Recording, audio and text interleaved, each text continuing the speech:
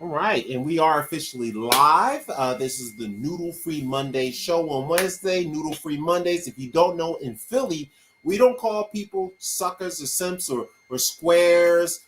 We call them nuts and noodles. So that's our name for a sucker or a mark or a buster or a trick or a sucker or a square or whatever you want to call them. Somebody that's not cool, we call that a noodle in Philly because the point is that their spine is like a wet noodle. It's weak.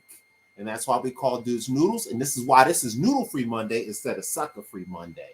And that's why we in the game. I always start with videos, stuff like that. To kill some time, I got to get organized. As you can see, I'm a few minutes late. And let's look up. You know what? I'm going to play my new rap video first. That's right. That's my show. I play new rap video first. That's what I do. So I'm going to play let me see here. What it said. Let me see. What does share system audio mean?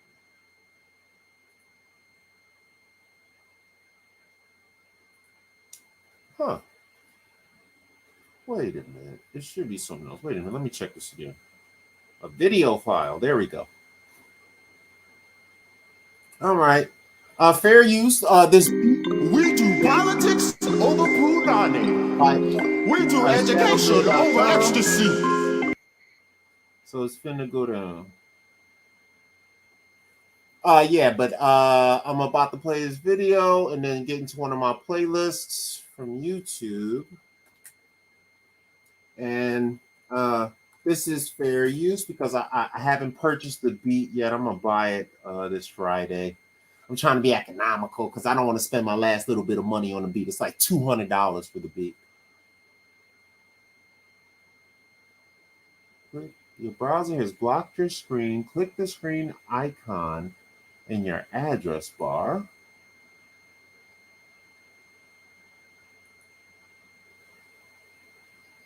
Okay, I totally don't get this. I don't even know what this does. Anyway, I'm trying to use technology. Technology's too confusing. I'm going to play this video. I'm going to do some sharing. Send my guys the links, and then we'll get into this Noodle Free Monday. Today's Philly bio is Robert Crumb. And let's get it in, you stinker butts. We do politics over punani. We do education over ecstasy. We do literacy over linguistic ability.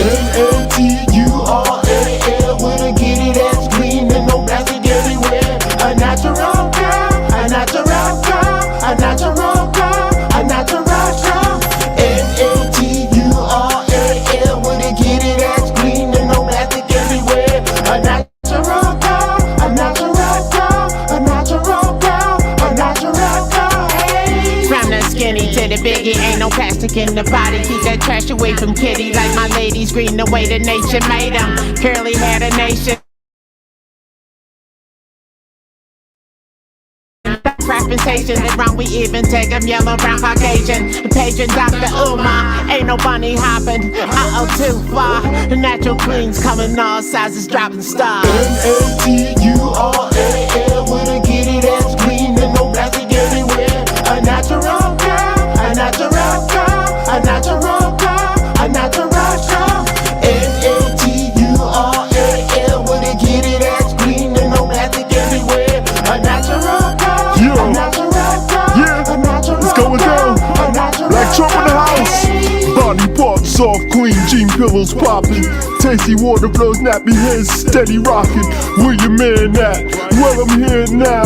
All that fair chat, it ain't here now. Protection in the building, family beat the drilling. Cooking for the kids and get me piece of bacon dealing. Most trusted counsel when I get my piece of bacon building. Keep the family diet clean. I need a N-A-T-U-R-A-L, where to get it as clean and no plastic everywhere. A natural girl, a natural girl, a natural girl, a natural girl. N-A-T-U-R-A-L, where to get it as clean and no plastic everywhere. A natural girl, a natural girl, a natural girl, a natural girl. Hey, we do murder over money, and we do righteousness over your activity. I need a natural girl. and Big Papa Africa.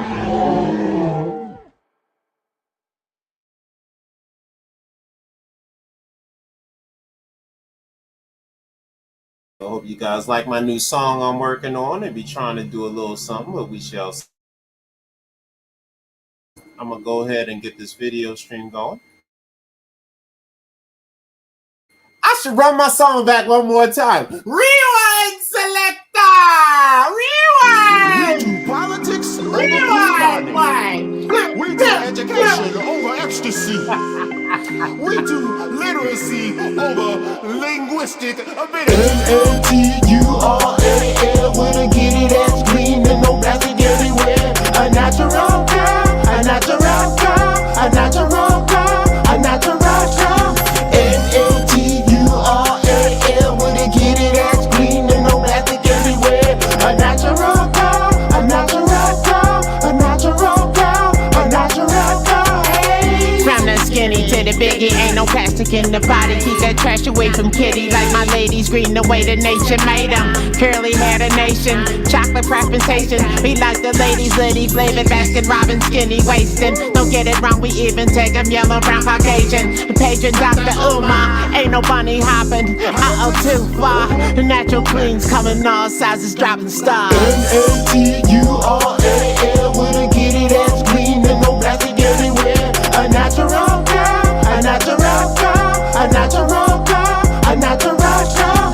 N-A-T-U-R-A-L, wanna get it as green and no plastic everywhere. A natural girl, a natural girl, a natural it's going down. girl, a natural Like Trump in the house. Body parts soft, clean, jean pillows popping. Tasty water flows, nappy heads steady rocking. Where your man at? Well, I'm here now. All that big chat, it ain't here now. Protection in the building, family beat the drilling. Cooking for the kids and get me piece of bacon dealing. My trusted counsel when I get my piece of bacon building. Keep the family diet clean. I need a N-A-T-U-R-A-L, wanna get it as green and no plastic anywhere. A natural girl, a natural girl, a natural girl, a natural girl. N-A-T-U-R-A-L, wanna get it as green and no plastic everywhere. A natural girl, a natural girl, a natural girl, a natural girl. Hey. We do murder over money, and we do righteousness over your activity. I need a natural girl. And Big Papa Africa.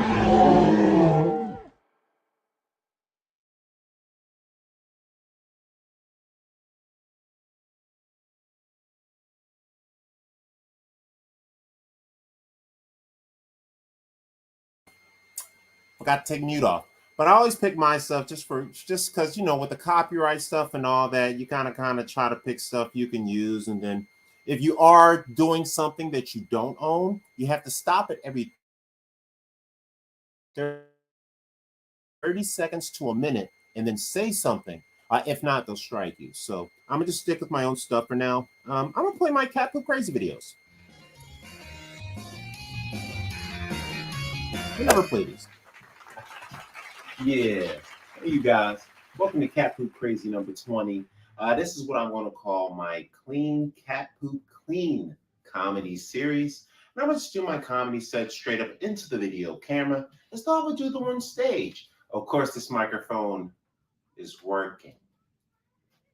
Anyway, make sure you like, share, subscribe, send this out to your friends and family. I'm a goofy guy. I got a podcast that also comes on the channel on Mondays, which is called the Noodle Free Podcast, and then My Part of Town podcast on Tuesday, which is based on city life in Philly. And you can always come on the show and hit the link and talk to us, and we'll even interview you on our show. So definitely check out our podcast too. And I'm gonna keep posting videos. And this is one of my new series called Cat Poop Clean Comedy, where I'm gonna do my stand-up comedy sets as videos. So let's get into it. So, of course, I'm Mr. C.D. Enforcer, a.k.a. Poppy Carl the Bad Boy. I'm 48 years old, if you don't know, as good as I look. I'm from Philly. I've been living in Cali for a bunch of years, since 2008. And now I've had these things called come to Jesus moments, right? And what's going on with them is each one of them has showed me some different things. Because I lived in a city in Philly, lived in a city in LA, And I've noticed some differences. Now, one of my cat poop crazy Jesus moments was the reality that, okay, now you guys got to listen up.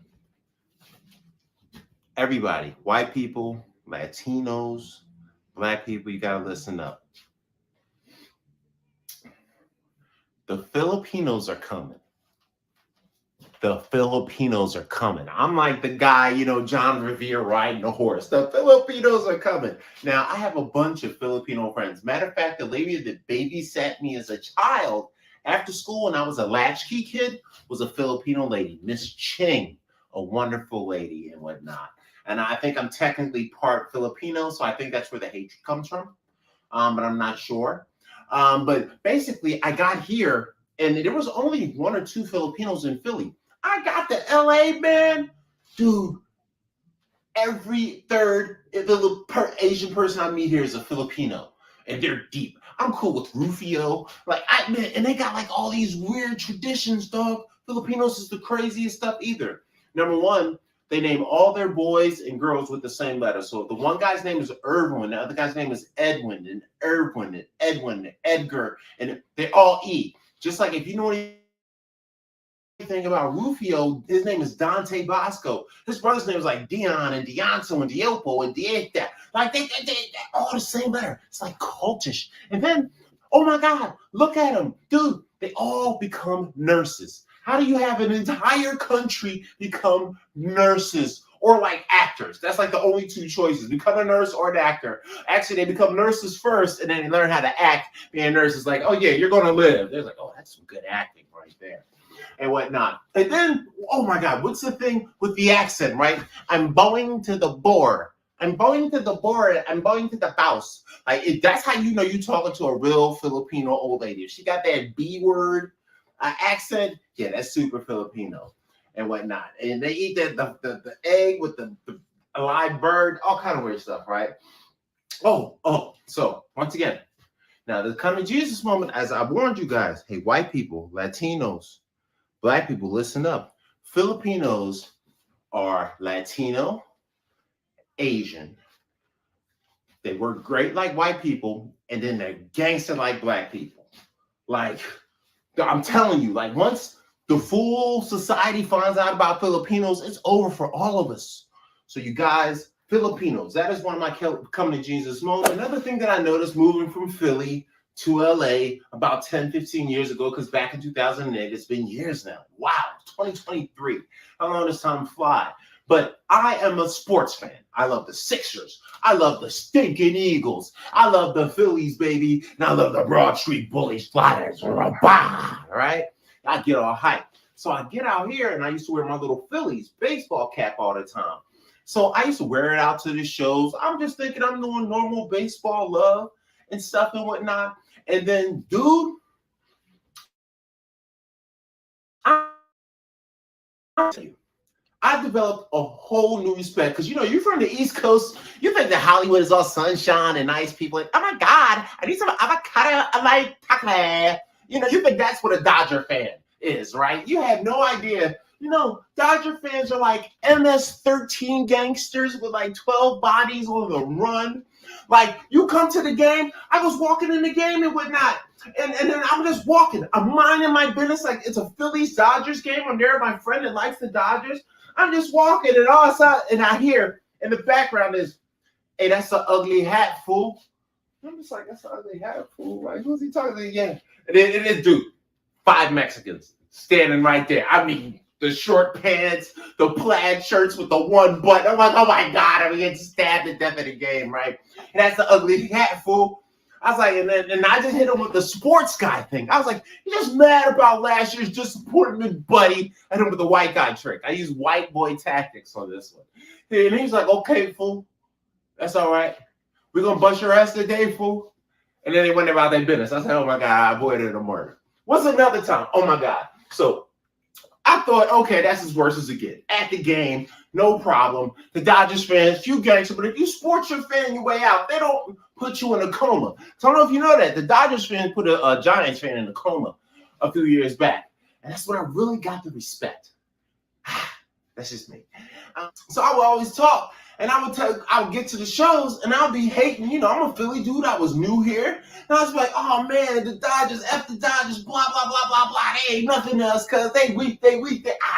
And dog, in the back, I swear, I'll be in the middle of telling my joke, like, ha, ha, ha. In the back, I'll be like, here, F you, fool, those Dodgers. And I was just like, oh my God. And then I would look in the back and it would be like a 50-year-old Mexican lady. So that's when I knew Dodgers fans were serious. I've always had no cable growing up. No cable growing up. You know, the internet now is like cable, so I get a big break, but I still like, I'm so addicted to having no cable. I used to watch a lot of nature shows. You know, the nature shows with the animals eating each other, getting little freaky deaky. You see the, you know, the National Geographic, they show the little African ladies like, I'm not saying I did anything with lotion and that in my free time. But the point is, I didn't really have any cable as a kid, so I used to watch Channel 12 and see a lot of nature shows. And I got really into people. I love people. I love looking at us, love examining us. And I was watching a nature show one day, and I was complaining about something that I thought was serious. I thought I was complaining about something serious. And I'm not even going to tell you what it is, because I'm embarrassed to even tell you. I was complaining. I'm like, oh, man, this is stupid. What am I going to do? I was just crying and complaining. And a nature show came on, and it was after I got out here, and I think I was watching Discovery Channel on the YouTube. Because, you know, they got Discovery Channel and nature shows and documentaries on the YouTube now. So I'm watching the YouTube, and it's giraffe documentary. So, you know, giraffes, you know, big, tall, 12-foot dudes with the big necks, and, giraffe, they're big horses, right? So I'm watching the giraffe do his thing, and it's a giraffe giving birth to its baby, right? Now, I don't know if you know, a giraffe's private area is about 6 feet tall. I mean, like, I'm 6'4". Giraffe private area, baby portal. Right here, like, ooh, like, I got it on my face. I got it on my face. I got it on my face. Wait, give me a second for this video. I got it on my face. Okay. I mean, I guess onto my jokes. I could feel the moisture. But the point is, 6 feet, right? And it's having a baby. You know, you got to think, they got the English Australian guy. I don't know how. Why do they all sound like the crocodile hunter? Still. Then the back, ew. So it's the giraffe. And it's having a baby.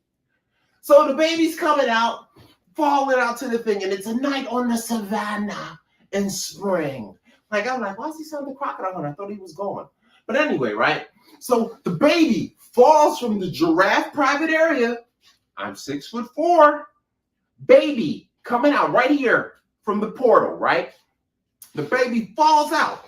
Wow, right on his head. And I was like, oh my God. Oh my God, that baby just fell 6 feet onto its head. Could you imagine falling 6 feet onto your head as a baby?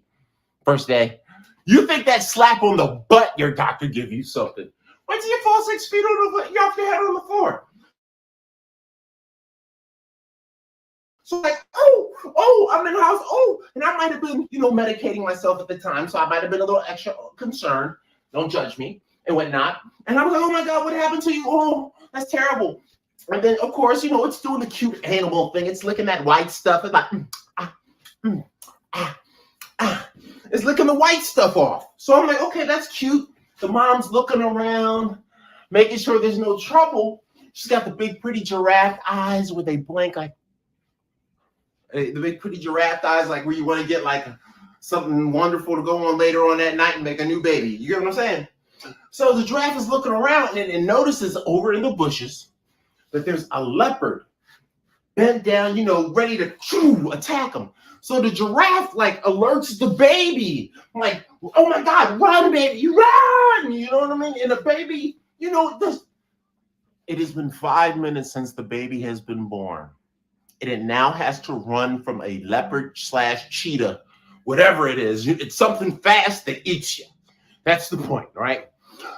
Run from it, full speed to escape. And your mom's like, run! And you're like, oh my God, what is run? You don't know what your arms or legs are yet. You're like kicking up, you're stumbling, you're falling, like trying not to get eaten. And then the whole rest of your life, you got to run like that or something will kill you. And I'm sitting here complaining And now I can admit what I was complaining about. I was complaining about Facebook going down. Remember when it happened? Twitter went down. I'm like, oh, my Facebook is down. My Twitter is down. How can I post? I can't promote my shows like this. Oh, what I'm going to do? Life is so hard. And then I thought about, I was watching that show and I was like, wow, I'm a real little punk. I'm sitting here complaining about my Facebook being down. And this daggone giraffe is running from a cheetah for 10 years, praying to God it don't get ate. So, yeah, that's that. So, when I first got to LA, I started doing stand-up comedy. I started doing shows. I started doing stuff. I was all excited because you're like, oh, I'm in LA. I'm doing comedy. I'm telling jokes on Hollywood and Sunset. Not getting paid. Not getting paid. Anyway, doing the shows on Sunset, killing it, promoting, doing my advertisements. Once again, that's why I had my issue beforehand with the animals. They were messing up my promos for my shows that nobody comes to. So I'm really hype about it. And then eventually I get a show in Las Vegas. That's right, Viva Las Vegas. Yes, Vegas. So I'm really hyped. And if you don't know what LA as a stand-up comedian, getting a show in Vegas for some reason is like the bee's knees, okay? I'm talking about the knees of a bee that's got a large buttocks like Kim Kardashian, like those kind of bee's knees, right? So I get the show in Las Vegas. It is at the Red Palms. It's across from New York, on the Strip. It's in the middle of all the great hotels and all the nice ones, the ones with the water that does the thing, the water, all that stuff, right? I'm hyped. I'm like, oh, I'm in Vegas. There's 70 people here. I'm doing my show in Vegas. I'm about to be famous. I'm about to have a great show, right? Let's get videotaped. That's for a TV show we were trying to put on the internet later. I'm like, oh, I think I went down. Right?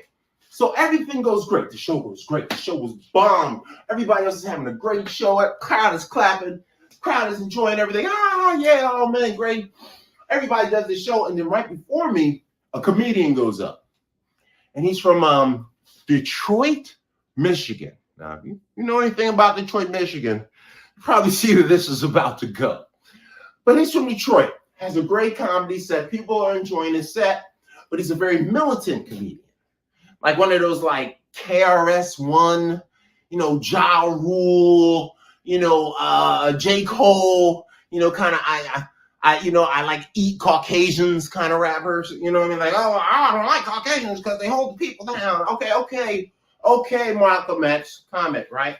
So that kind of comedian, Malcolm X comedian. He's really upset. He's on his Louis Farrakhan, ready to knock some rocks at somebody. And he gets on stage and he's getting to his final joke. I am on stage after this guy, right? So I'm excited. I'm about to get on the stage and tear this up. This is a dope crowd. I'm in Vegas. I'm in Vegas, baby. Hey, right? Oh, I'm excited. Right? So the guy gets up there and his last joke is, so I want to talk about Starbucks and Starbucks lattes. And I was just like, where's this just joke going? This joke's kind of hood before. Like, where's this joke going, right? I'm talking Starbucks latte. Mind you, the crowd was 80 to 90% Caucasian. There were almost no African Americans, Latinos, or Asians there. Almost all Caucasian people in the crowd, by the way. He says, hey, so I just want to talk about Starbucks, right? And latte. He said, anybody in here who drinks Starbucks lattes is a racist. And he just stares at the crowd. And the crowd I'm talking about was vocal all night. Pure silence. Like, couldn't hear any white apologies in the room one bit, right? So, oh my God, it's so quiet. And then he finishes it. He realizes it's kind of dead. He's like, all right, I'm such and such. I'm out of here. And he leaves the stage. And then it used to be people clapping, oh my God. To his last thing after he done, he was like, all right, I'm out. And it was like, people was like, And then next thing, of course, introducing Capu Crazy Carl Anthony, Carl for president. I'm just like, oh my God. I'm gonna have to go out here after that, right? So I go out there after that. I'm like, oh my God, what am I gonna do? What am I gonna do? What am I gonna do? Right? So I get out there and I'm looking around, and the crowd is like kind of uncomfortable because he just kind of rocked them. He rocked them. So I'm like, well, you know, I was going to tell my jokes, but I came to find out something new. Where I was embarrassed to learn that if you drink Starbucks lattes, you're a racist. And I just want to tell you guys, I live in LA. I hang with a couple of millionaires, billionaires, rich people in West LA, you know, West Hollywood, a couple of Rainbow Brothers, West LA. You know how we kick it. Party all night, drink all morning, right? So I actually tend to drink a lot of Starbucks lattes. So I said, my brother, and I turned around to the guys and said, my brother, if drinking Starbucks lattes make you racist, then you could call me the KKK Red Dragon. It's right here, because I drink more Starbucks lattes than a mofo. I said, I would tell you, I will hang 3 African Americans right now to prove my loyalty. Just make sure there are lattes at the hangar. You know what I'm saying? Oh my God.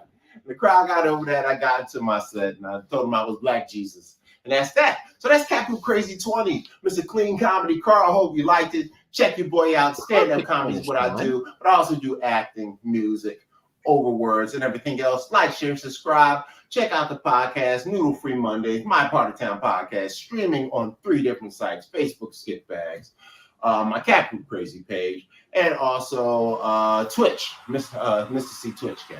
So check that out, Capu Crazy Carl. We out of here.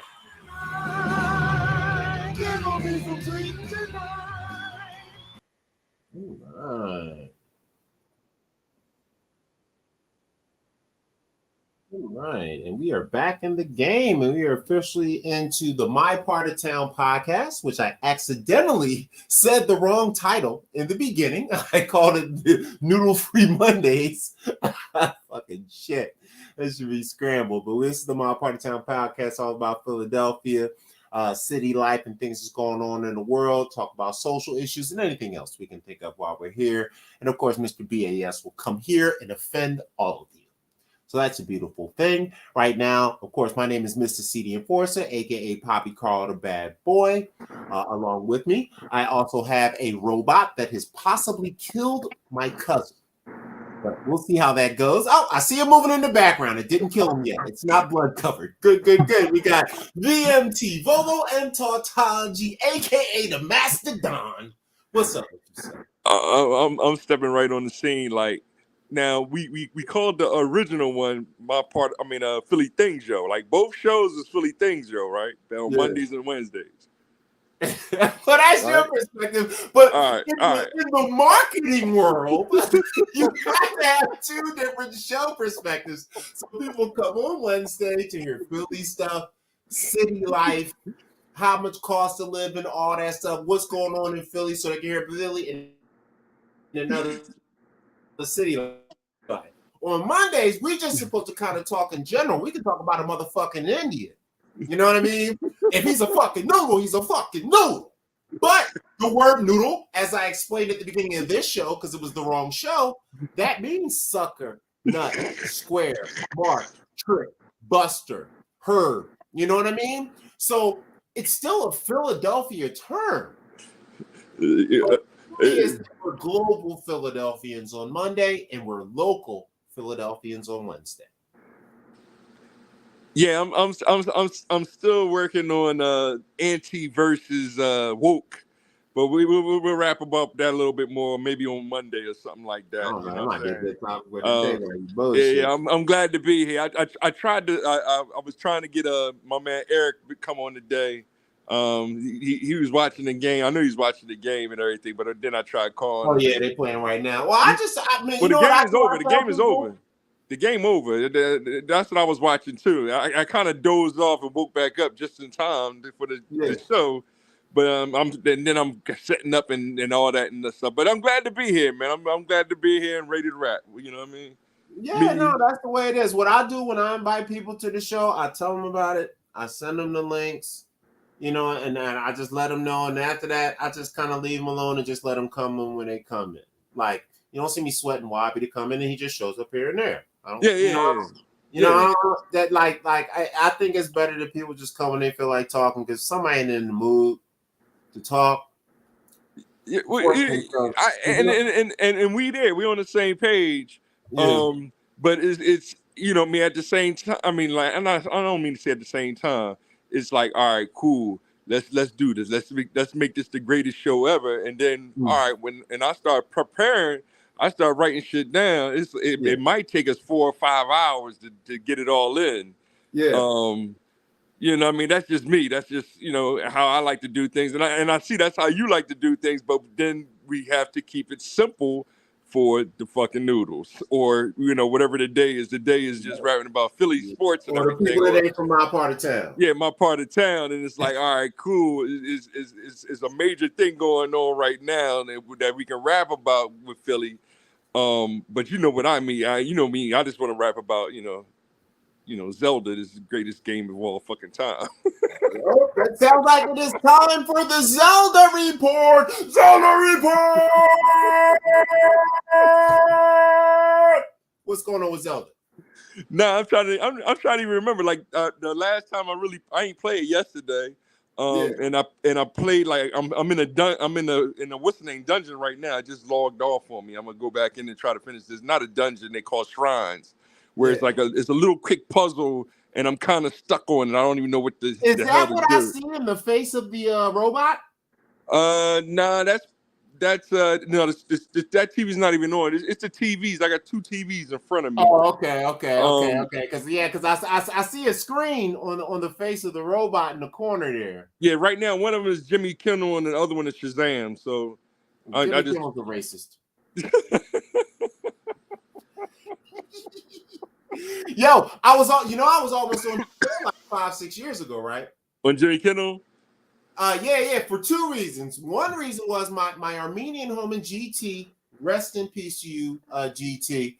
But my Armenian home in GT was trying to get on and perform his stuff, and he almost got on, but he's kind of an idiot and he fucked it up, right? So the other time, I used to work on Hollywood Boulevard. My job moved, but when I first got there, it used to be on Hollywood. So I used to spend all my lunches on Hollywood Boulevard. Walking the strip, I passed Jimmy Kimmel 4, 5, 7 times a day and whatnot, just going back and forth. So one day I'm walking past the Jimmy Kimmel studio, and they got the cameras and the mic out there. And you know that security guy he has? The little short fat dude, Miguel, whatever his name is. I don't watch it. I'm sitting J-Lo's on here now. I'm like, all right, they got J-Lo. Yeah, well, they got like a security dude that works there that they sometimes bring on the show. He's like a Mexican dude that barely speaks English, right? I forget his name right now. Okay. But he's like a star of the show, low key, right? Okay. So he's outside, and they like, yo, can we stop and ask you a question? You remember when Brett Favre had sent his dick to somebody? I don't know. Yeah, this is about 6 years ago after Brett Favre retired, and one of the bitches that were the cheerleaders that worked at the Jets said Brett Favre was sending her unsolicited dick pics. Oh, shit. Yeah, nigga. That's new to me. Yeah, Brett Favre was sending the bitch unsolicited dick pics, right? So the bitch was hating, and she blew the nigga shit up and showed everybody the dick pic. So the thing when they talk to me, they's like, all right, we're going to show you something, just react however you're going to react. Now, at the point in time when they first told me, I didn't know what it was going to be. And they bring up the picture, and it is Brett Favre's tiny, shriveled little white man dick. And I go, I do whatever I say, but they didn't, I guess I didn't make the cut, for the show. But dog, like 4 or 5 times, I've been interviewed on Hollywood Boulevard, and I had people from back home say, yo, I seen you on the internet getting interviewed. So it was kind of cool and whatnot. So, but yeah, he's got this security guard that he might show up. I can't remember it's Pedro or Miguel or Jorge or whatever the fuck they call the boy, the little short fat nigga. Yeah, nah, I don't even watch Jimmy Kimmel. I'll catch. That's good because Jimmy Kimmel's a racist. Who's the NBC? What is it, NBC? The Roots people. Oh, that's Fallon. I'll check Fallon out once in a while. I ain't gonna lie to you. I think he is the most not funny, cornball, weak ass, wanna be down with black people, white boy bitch. But he's he's successful, so he must be better than me, right? So I guess I'm no bitch, right? But every time I look at it, I'm like, how the fuck is this guy successful? And I guess because he had that man show with John Sally and them back in the day.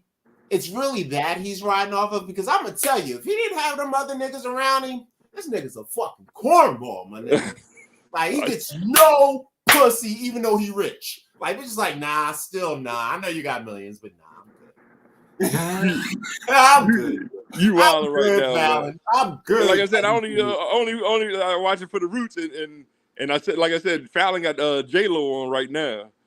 Yeah, they do their thing, and whatnot. He be having great guests. He really into hip hop.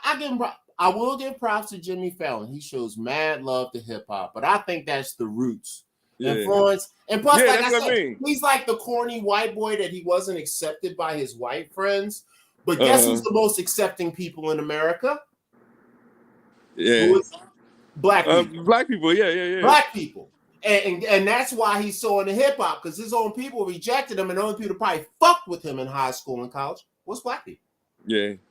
Because we'll take a corny motherfucker in. Take your corny ass over here, nigga. You all right with me, man. Bitch ass nigga. I like the weird ass. You know, corny, you say some weird shit. You say some white boy shit. Say some white boy shit. He's like, well, gosh golly. We're like, this nigga is shit. We're stupid like that. You know what I mean? No. I say J-Lo's on Kimmel right now. That's what I'm watching. Okay. Now, all right, since we got the robot intimidating us on the screen, what have you done today, robot? Emo. He's ignoring us. No, he thinks he's better than us. Look, this nigga got the nerve to ignore us, yo. Who do you think you are, Emo? Who do you think you are? Can you ask him that question? Emo.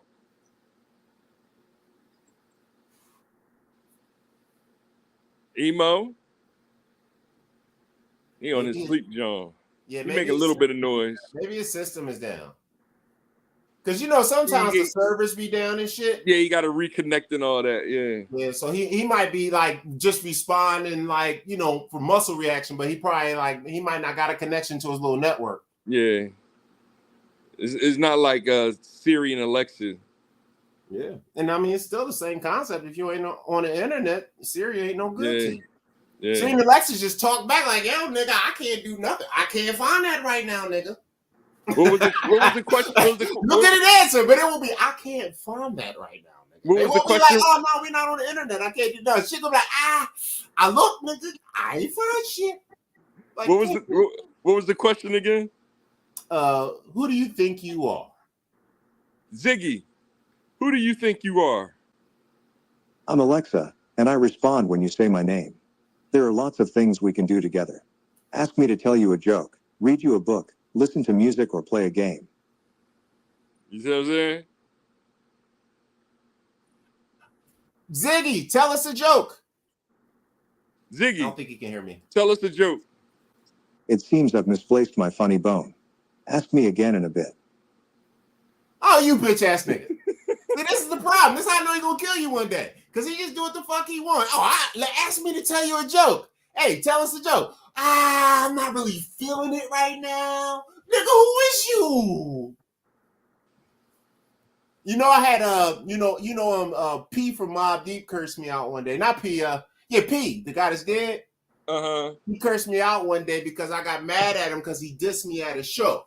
So here's a story for you. So about pre-pandemic, of course, going to a show and had this white girlfriend that was a big Mobb Deep fan. She's like, yo, there's a Mobb Deep concert. Why don't you come? I'm like, well, fuck it. You're ugly, but fuck it. I love Mobb Deep, right? So I go to the Mobb Deep show, and I think it was at the House of Blues before they closed it, the big one.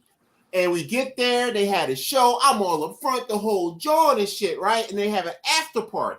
Then they said, everybody at the show, come to the after party. We get you to tell them you at the show, da-da-da. Me and old girl go there. They wouldn't let us sit in the joint, right? So then not Prodigy, but the other nigga, Havoc, happens to pull up literally while we're out there like debating with the security guard. And Havoc comes out the van. I'm like, yo, Havoc, they won't let us in. There's some bullshit. You know what I'm saying? And he's just like, oh, you know, he just hit me with the, oh, whatever, nigga, and walks inside, right? So I'm heated. I didn't see P at all, but I'm heated because I paid for this shit. This is one of my favorite groups. I bought your first shitty album, Juvenile Hell, with Hit It to the Back on it. I was riding around with that whack-ass fucking album with 3 songs out of 15. And these motherfuckers treat me like this, right? I've been with you since day one, nigga. Since before you was even dope, motherfucker. You know what I'm saying? So anyway, so I'm kind of heated because, you know, I'm feeling that personal aspect. They're like, yo, I've been with these niggas since before niggas knew they was niggas. It went like before niggas knew they was dope. I'm the nigga in. He's like, yo, you love this Hit It From the Back song. I'm like, yo, this is my shit. Hit It From the Back. It's my shit. My homies thought I was corny. It's fucking Mobb Deep, right? I'm the only nigga banging Mobb Deep for a minute. So now I'm older. I'm like, I finally get to see him. I probably won't get to talk to him while I'm in the club, nigga. You know, I'm like, all right. What medicine? And I think it's because I was with this fat white girl that I went with. So the point is, page Dr. Umar and don't swim in the milk. Even if it's only friendship. Don't even swim in milk friendship. Because apparently they wouldn't let me in the club because I was with her because she wasn't attractive. You know what I mean? And I probably look like some sucker ass nigga because, you know, I'm kind of fine when I get dressed up. So this big fine nigga with this fat ass white girl, you know, they like, man, this nigga, you want some shit. You know, this one of them white girl abusing niggas. You know what I mean? You know, I've never dated a white woman in my life. But she could, so they will listen. So after that, you know, first thing I do is hop on Instagram. Yo, man, fucking P, man, it's some bullshit. They won't let me in this shit. Yo, the nigga hit me back like, who is you? like, who is you, nigga? Like, and then I was like, oh, one of your biggest fans, da da da. And he just was like, all right, he left it at that. So, R.I.P. to Prodigy, by the way, from Mobb Deep, one of the greatest rappers of all time. Top 100. So the one I saw earlier today is Yasin Bey. That bitch ass nigga. You know, we still got beef. I still got beef with you, Most Def. I ain't calling you Yasin. Your name is Most Def. I don't want to call you your mama name or the name you gave yourself. Your name is Most Def. Bitch ass nigga. What about his pussy ass?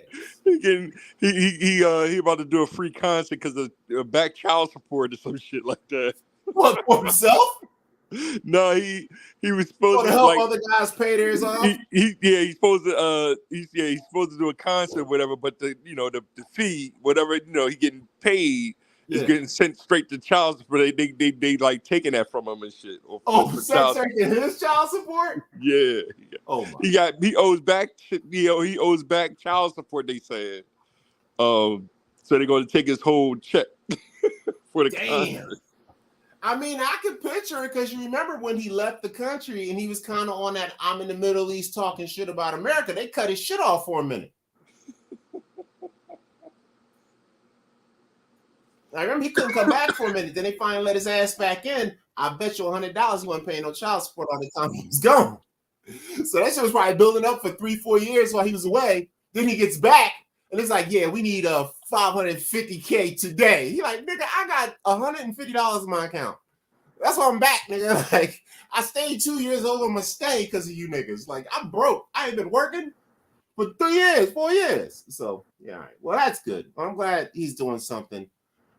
It's just sad that even a guy that's had much success, all this notoriety, I'm sure he's made somewhat a decent amount of money because you gotta remember he's in those movies like Hitchhiker's Guide to the Universe. He's an actor too. He's like Will Smith, almost. You know, I love him in Bamboozle. Yeah, he's in like fucking 7 to 10 movies, easy, right? Yeah. So you tell me this nigga pockets is so light he can't pay his child support? Yeah. That's just damn. Like, how'd you mismanage your shit? I was like, I got $300 a month for child support, nigga. What the fuck? I guess this is probably a little bit more than $300 a month. But it's a percentage of your shit. I got that percentage of my shit. I can nut the bitch tomorrow if I want to. I just don't feel like talking to him and dealing with him afterwards. So I'm gonna wait until I'm rich and successful, and then I have kids when I'm 80, just like Al Pacino. Matter of fact, round of applause for Al Pacino recently getting a new young bitch pregnant. That nigga is 80, proving that there is no clock for us if we treat it right. Round of applause for Al Pacino. Bust them old dusty nuts. No. When is this one? Oh, this is 2022. West Side Gun has an album called. He got an album called 10. He got a track with a Black Star on it. That's one of my favorite songs. Yeah. It came out in 2022. I just found the song though. Well, actually, DJ West Side Gun and whatnot from Griselda. From Griselda. I think he's from New York. They're all from New York. No, nigga, they from Buffalo, and it's called Griselda, and it's West Side Gun. Okay. It's Benny the Butcher. Yeah. And Conway the Machine. Yeah. Griselda, and they signed under Eminem. Okay. Yep. Yeah, I like their albums. They're pretty good. I'm just catching up with them. They classic 90s grimy New York hip hop. Yeah. Like it's the kind of music you would drive around at nighttime in New York to. You know what I mean? Yeah. Like, it's just like, yeah, this is some I got my windows down in the wintertime with the heat on banging shit. It's just like, yeah, nigga. We full city out here. Yeah. I fucks with that. Yeah, I like this shit. The name of the song is Pop Peppers or something like that. I don't know. Let's look Peppers. it up. We can probably play it for a short few seconds. You gonna get copyright claim? Oh yeah, it's on the album. Yeah, it's on the album 10. Yeah, you gonna get copyright claim, man. Don't worry about it. Well, I can play it, but I gotta play it and stop it every 30 seconds. Oh, okay. Well, I can play it, then we can stop it and say something about it. Did you want to do it like a review? No. You ain't got it. I ain't trying to do all that. Because that's one of the requirements for any videos that I show that we don't own. I got to stop it every 30 seconds to a minute and say something, comment, whatever. You know what I mean? Yeah. That way I'm transforming it. I'm not using it in long form. I'm commenting on it. I'm getting content. When you sit there, that's why they stopped the NBA shit, right? Because I just let the stream run for like 15 minutes, like I was just letting the game roll. They're like, nah, nigga, you gotta do some other shit. You know what I'm saying? Yeah. Like you gotta put some music over it, mute the sound, and talk the whole time. Like some shit like that, maybe, you know. I'll do the 15 seconds of music on and I'll drop it on Reels on YouTube, on Facebook, and it'd be cool. But then what if I put it on TikTok? Like I had 2 tracks that was like, nah, you can't play that because it's not allowed to be played on this you know what I mean? Because they don't have, the rights to it or whatever. Oh yeah. Certain countries you can't play certain things in. Yeah, so that the purple tape, Raekwon, they wouldn't let me play none of that. They was like, nah. So I put instead I had the lyrics still on there, but I turned on what's the name's Happy song. I'm so happy. So here I'll make the video about Raekwon. So question: are you adding the music? Huh? What's that? Oh no, I was saying, are you adding the music while you make the video, or are you adding it while you post? Oh, sometimes I'll add it before, but most of the time I'm getting it straight from YouTube. So it'll be cool on you. I mean, not YouTube, on Facebook. So it'll be cool on Facebook. So they allow you to do a couple minutes of a lot of songs. They allow me to do a couple minutes of the Raekwon Purple Tape album on Facebook. But then when I went to go put it on TikTok, they was like, nah, you can't do that. We can't play this song. It's different ones, because I was about to say with TikTok, almost all the songs are on there, but you got to just make your video silent, and you just got to go pick the song when you post. Yeah. Like, So I'm using Raekwon's verse where he says, when he asks who's the Black Trump, right? But it's some hardcore shit that he's spitting, but then I'm using Pharrell's "I'm So Happy" as the actual music. Yeah, I'm shocked you can't find a Raekwon song on there because every song I ever look up comes up. Nah, Purple Tape is too classic, man. The first Raekwon album, yeah, they don't that's whoever. I'm listening to the other music the goddamn kids is listening to on it, and it's just as trifling. Yeah, but it's something about those first 4 Wu-Tang albums. Somebody else owned them or something. The Purple Tape, I have a problem with it. Record deal Iron Man is the problem. Even Old Dirty Bastards' first album. They sensitive about those. They ain't the 4 classic albums. Yeah. And Jizz's first album, Liquid Swords, is also like, nah, you know. Huh. I can't find Diamond D's first album. What is that? Dang, what is the name of that album? Diamond D and the Psychotic Neurotics. I remember the name of that album. That first album is a treasure, man. I'm just saying what's his name? J. Rooted Damage's first album. Mm-hmm. Like they haven't allowed that one for a while because of whatever. It was the joint with Sally Got a One-Track Mind, the first album. What's that? No, the name of the first album is Diamond D and the Psychotic Neurotics, whatever. What's the name of that album? That's his first album. There's one. I know Sally Has a One-Track Mind is on there, but that album is hard to find.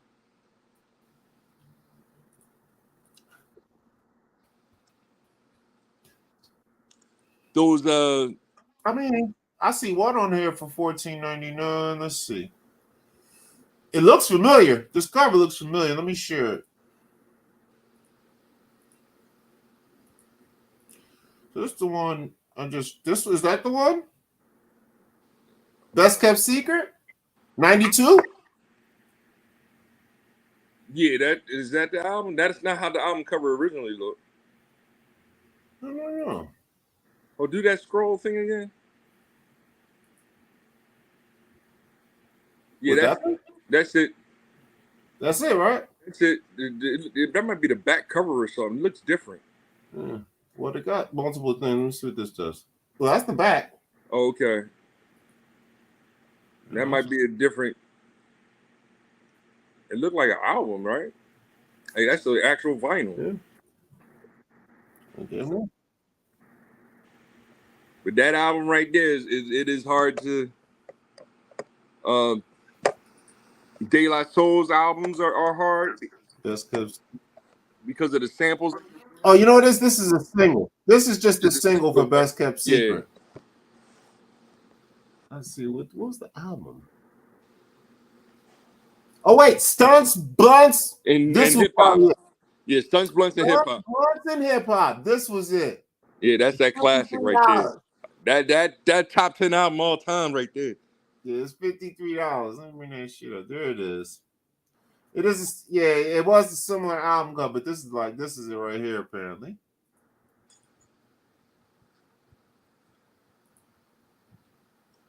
And it's $53. Damn, that shit is hard to find. Mint condition though. Yeah. That's what it was called. Stunts, Blunts, and Hip Hop. Classic. I have it. Wow. I used to have it, but I don't know if I got it. It's probably back home somewhere in the bottom or something. Yeah, I have it. I have it on CD, I think. Yeah, that was the CD era. That was the beginning of the CD era. Yeah. There's like, well, CDs are better because they hold more information and they're cheaper. You can get right there. I was like, yeah, but they cost $25. Like, wait, they cheaper to make, but they cost $25. I'm not getting the math in this bitch. They was only like $12 back then, man. They you know. Yeah, it was like 12 to 15. Yeah. If it was a double album, it was like 20 something. Yeah. But then I noticed a couple of years after that, everything else seemed to be real expensive. Yeah. And I was like, wait a minute, CDs cost $0.25 to make, a tape costs $1 to make. Why are CDs costing so much? And just like anything else, man, we're getting fucked and nobody else doing anything about it. We just take it like bitches. Now those no sense. Those De La Soul albums is funny because, you know, I mean, rest in peace to Plug. Yep. Because a couple years ago, somehow they got the rights to those songs, their first 3 albums, and they just gave them away for free. Wow. So I downloaded all of them for free. Nice. And then, you know what I mean? So even Apple recognizes that I own them for free, right? I own them. Yeah. But you can't get them you can't like buy them off of nowhere or download them from anywhere else, huh? From anywhere. Like they took them back off the market, and then because there was some new copyrights against them, you know what I mean, because of those, I mean, the classic albums, and I guess the stuff that they sampled on them or stuff. Like people started like, nah, y'all can't use this music, but they already gave them away for free. So that was one of the things that De La has been fighting somehow before they start dropping even more new music. Right. Trying to get through their contracts and stuff. So like people were in anticipation, and then, you know, unfortunately, Plug 2 passed away, you know. Yeah. So Dave, my man, you know, Dave. So yeah. No. I mean, that's the game. That is the game. It's just the record deal game. Like I guess I'm kind of happy I never got like music famous, because I was like, damn, could you imagine being in the game 10, 15, 20 years and being broke and not owning your shit? Yeah. And be known by everybody on the street. So everywhere you go, half the people's like, oh my God, you're you. Yeah. And you up in that bitch like, nigga, I'm working off of 60K just like you. You know what I mean? Yeah, that's crazy. And you can't even sell your own shit. Yep. Like a couple years back with Miss D, when we were still cool, we used to go to concerts all the time, right? We went to the George Clinton shit, right? So we get out there and we're looking at the stand where they got all the tour shit. You know, they at the concert. So you figure when I get to the little booth, I'm going to be able to buy maybe the music, the CDs, right? You cannot buy they cannot sell any of their own music at shows. Yeah. Like, what? I tell you, what? George Clinton, who's been in the game for like 50 years, still today can't sell his own fucking CD at his show without getting sued. Crazy. And you mentioned, you start talking Ponzi economics again. Now that's why I just started laughing. That shit is crazy. This shit is straight robbery. First, the 25-cent CD that's $20. Next, George Clinton can't sell his own shit. You want to try to explain Ponzi economics to these fools? I told you that's like level 3. I already told you I still got to get through the 2-party shit, then the social issue shit, then I got to explain Ponzi economics. So that's like 3rd on the list. I can't even. They're gonna be exhausted from the first 2 levels. They're going, what? There's more? I'm like, yes. So I'm done. I got 3 more levels left. There's 6 levels to the shit. It's like the 7 levels of hell. Okay. Well, what's this guy's name again? I'm trying to figure his name again, right? Because I'm deferring to him now. I don't know this brother from nowhere, but he tagged you. Oh, Kenyatta. It's like Kenyatta, and it's another guy that has a similar name, like Omar Kenyatta or some shit. Okay, yeah. Kenyatta Black, right? Yeah. Kenyatta Black, and there's another guy whose like last name is Kenyatta, and unless that's his fake account. But there's another Kenyatta, but it's like Omar Bajab Kenyatta or something, and there's another guy that's called Kenyatta Black. All right, you know what I mean. If you tuning in, Kenyatta, what's up, gang? I'm deferring all questions about whether or not black people should vote for Biden again to you. I be going in. And they merciless. I'm like, how's your account still up, nigga? Him, my dude Jalen Bassaway, I just be looking at that shit like, why you not in Facebook jail, nigga? Like, I be ready to report the niggas myself. Like, I'm jealous. Like, hold up, this shit would have got me in Facebook jail. Report this nigga. I want to be treated equal treatment, nigga. Them young boys be going in, man. Y'all, I'm telling you, they done fucked up and made the young boys mad, man. This Young boys ain't feeling it, and I'm gonna tell you something. Young boys don't like nobody over 50. Yeah. Straight up. Anybody over 50, they got heat for you, man. Dude, I'm working with them every day, but I'm you know what I mean, I'm winning over the respect. You know what I'm saying? Because I'll step to, hey, we want to battle, we can rap battle, like, you know what I'm saying? We can do it. You're still part of the hip hop. Yeah, so you can still relate to them. Yeah, but my mom can't relate to them. I know. Damn near Shelly can't relate to them. You know what I'm saying? I know. Like, it's over, like, right at that border with her. It's like you, and then a year or two later, no connection. You know what I mean? Taffy, Pebbles, and them, they ain't part of it. You know what I mean? Like, Aunt Jerry and Aunt Lil, no, they young boys just was like, what? They're just like, no, just get a job at a supermarket and stay there till you die, and you'll be able to buy a home and raise a family. I'm like, nah, Mom, that was in 1972. Not in 2021. Now I need 4 supermarket jobs and I need to own 6 of them. And then I have $50 for the week. Like, that's how the economy is right now. The young boys is on it, man. I'm with them. I even tell the young boys, man, I don't trust nobody over 50, man. I'm 48, so I'm holding on. Don't trust nobody over 50, man. I'm the last. We like the last ones. That 48 to like 55 crowd, that's the last motherfuckers that can actually talk to a 10-year-old. You know what I mean?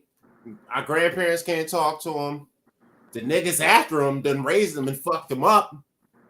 So you can't use them. You know what I mean? I don't know if you guys have noticed. One of my new stand-up jokes is me talking about how I want to have kids. I still, you know, the joke starts off, I say, even though I listen to Dr. Dre's Bitches Ain't Shit, and I've dated enough women to know that bitches ain't shit, I still want to get married. That's how the joke starts, right? And the crowd's like, oh, da. I said, but I've been watching you parents and your kids, and this shit is not going right. So then I go into this whole thing, stories about kids that I know that are just terrible parenting.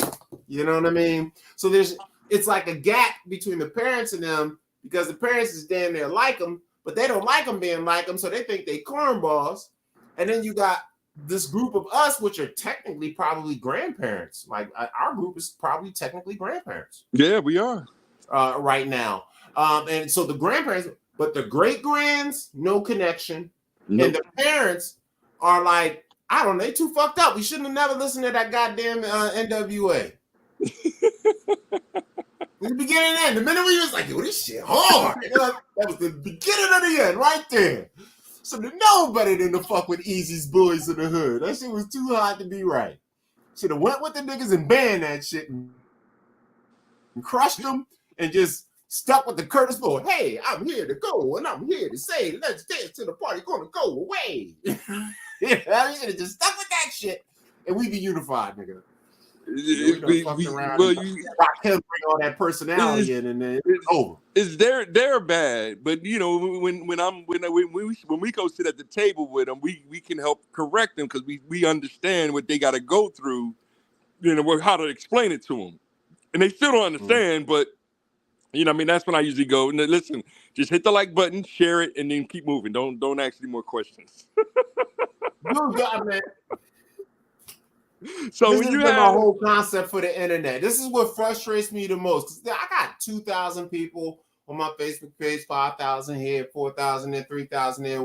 I got like 17 to 20,000 people over multiple sites. And I'm gonna tell you, man, I don't need you to look at my shit. Just hit fucking like and keep it moving, nigga. You don't even got to comment. Just boop, gone. Or like, share, gone. Like, share, go. Like, share. If you know me personally and you've seen me as a child and we did stuff together and hung out, or you raised me, or we're family, or we used to hang out as friends, or we went to clubs together, you don't even need to see my shit. hit the fucking button and get the hell out of here. That's what I want on the internet. I need to make a video about that for TikTok. Because that shit is pissing me off. That's like my pet fucking peeve. Like, niggas know you and they just be like, scroll. It's like, I am your son. What the fuck? I'm your son. Can you hit like, nigga?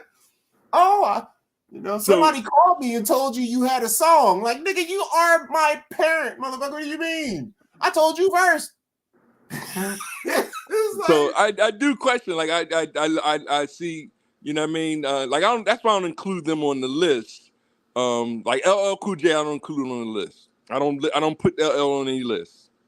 Oh, yeah? I don't put Chuck D on any list. Right? Those two, they special, and I do consider them GOATs, but I can't put them on the list because I do question some of their moves and their mental processing. You know what I'm saying? Yeah. Another one such that is Killer Mike. You know what I mean? But Killer Mike was one of the ones that said, "Listen, I'm not voting for neither one of these two. Yep. I'm gonna vote for Jill Stein." And when he said it, I was like, "Yo," I called you. I was like, "Yo, we're gonna vote for Jill Stein because they not gonna understand us just going fuck it. Let's vote for the Trumpster." Because they not understanding. What was I calling them? What's the name vote? Spite vote. Like they not gonna understand the spite vote. You know what I'm saying? No, they're not gonna understand. They're gonna think we actually believe in all that shit. It's like, nah, most black men that I know right now that's running around going Trump. Dog, it's pure spite to annoy niggas. Yeah. Wearing the red hats and like Kanye wearing the MAGA, it is strictly to annoy you niggas. Them niggas is trolling big time. Like they know them motherfuckers don't like them. They know them motherfuckers ain't gonna do shit. And their argument is, well, I get cheap taxes. I like, yeah, but what about the rest of the fucking planet, nigga? Like this toxic capitalism, individualist mindset is a very big problem. Where other communities work in a group, African Americans are very. You remember the old hip hop song? I gotta get mine, you gotta get yours. Yeah, you remember that song? Yep. That was the beginning of the motherfucking end. And I didn't know it because that's my shit. I think there's something posse or some shit like that. I gotta get mine. That's the shit. Everybody know it. But then when I think about the song and I'm listening to the lyrics, I was like, this is the most selfish mentality, individualist, separatist, fuck you nigga shit. And it is our favorite fucking song. Yeah. And that's kind of what... And this was during classic hip hop. Yeah. Not this new shit. That ain't no new shit. That's classic. Oh, hip hop was perfect. But when you kind of look back on it, you're like, damn, I see why the kid's so fucked up. I bet his daddy's favorite song was I Gotta Get Mine, You Gotta Get Yours. Like that nigga in jail at 14 with a switch. Oh yeah, his dad's favorite song was I Gotta Get Mine, You Gotta Get Yours. But even Guns of the Air by Onyx. You know what I mean? Even Wu-Tang's Cream is Mammon. Like that's what I'm trying to help people understand. It's like, yo, we get that. We get it. The song is hot as shit. Cash rules everything around me. Like when I first sang that around my mom, she was like, "Oh, that's evil." I was like, "I know, mine it's Mammon. Like I know that's what it is." But you got to peep the lyrics to what they saying is like, "Yo, we going through all this hardship and stuff like that because of this bullshit ass thing that we praise and call cash." Yeah. That's the genius of it. We just not peeping that. And even in that little snippet that I shared today when he said, who's the Black Trump? Ray is kind of saying, like, listen, we going through all this evil shit, but at least y'all don't know who our leader is. Like, you got to hide the leader because, all we're going to do as a people is crucify the leader out of ignorance and shit, even though that leaders might be, the savior, the Messiah. You know what I mean? I have this one secret theory about my presidential run. I've been on the YouTube and in what they call the manosphere space. I was one of Kevin Samuels' moderators. I'm on a lot of other pages that are big black pages across the thing. I've been on these people's pages for 5 to 10 years, right? They know who I am, but they very rarely say anything to me, even if I'm sub to their page. And I was like, I wonder if they're trying to protect me by not acknowledging me all the time, especially because I be saying some wild shit, but not too wild. You know what I mean? But I be joking, you know what I mean? So it's just like, nah, I'm not going to post everything that he says on the screen. This nigga might actually become the president one day because I have yet to have one person who has watched any of my presidential videos and not come back with, damn, I'd vote for you, dog, in a second. I can even see you on the stage debating with them. Not one person has been like, nah, you ain't got it. Not one. Not one person has heard the ideas like, nah, that's what. Not one. Yet I can't get anybody behind it. Yep. It is the most frustrating shit in the world. And I put a post on the thing. I said, fine, you know, if y'all don't vote for me, that's fine. America's going to be a third world country, and you motherfuckers going to be the first people I cannibalize when shit breaks down. So you can either vote for me or get ate by me. Take your choice. So that perfectly leads up to the other one that said vote for Jill Stein, right? Mm-hmm. Because when he said it too, I was like, all right, now I think that we're starting to understand. But I understood then that I'm only really dealing with 5%ers. You know what I mean? I'm using that as the reference to both the gods and also the natural understanding of how the percentages break down. You know what I'm saying? But I ain't really but now is he a 5% or a 10%? That's always been the question, you know what I mean, in the minds of good versus evil, right? You know, knowing hip hop and way the way we grew up in it and stuff like that. Like I'm talking in deep codes right now. That's, you know, a lot of people are hearing me thinking I'm a noodle right now. But the person that I'm talking about, of course, is Cornel West. Yeah, I was just about to say it. I'm literally typing it now. Cornel West is running for president. What do you think? I'm literally typing it. and I'm gonna eat my salad while you go on your rant right now. So I looked at this bitch ass nigga's website, and he's running for the People's Party, which is the TYT niggas. This nigga trying to Obama us. And all he really wants to do is what I've been trying to do, but he's doing it in an NAACP fashion. Where I looked at his stuff, 70% of the shit he said is never going to happen. It's complete. This nigga said, we're going to end all wars and cut back on all international aid. Now, I have a similar plan, but mine is more measured like a scalpel. Rather, I'm going to go talk to them, figure out situations, and decide who are we going to leave and stay and what we're going to leave and keep. That's what my plan is in my first trip, because I'm not doing an apology tour. I'm doing what's called the We Out tour. And bitch, we're going to come out and talk to your leader and figure out whether we need to get the fuck out of there. His idea is just get the fuck out of everything and cut off everybody. Now, I get it from a perspective of that sounds good, not realistic and whatnot.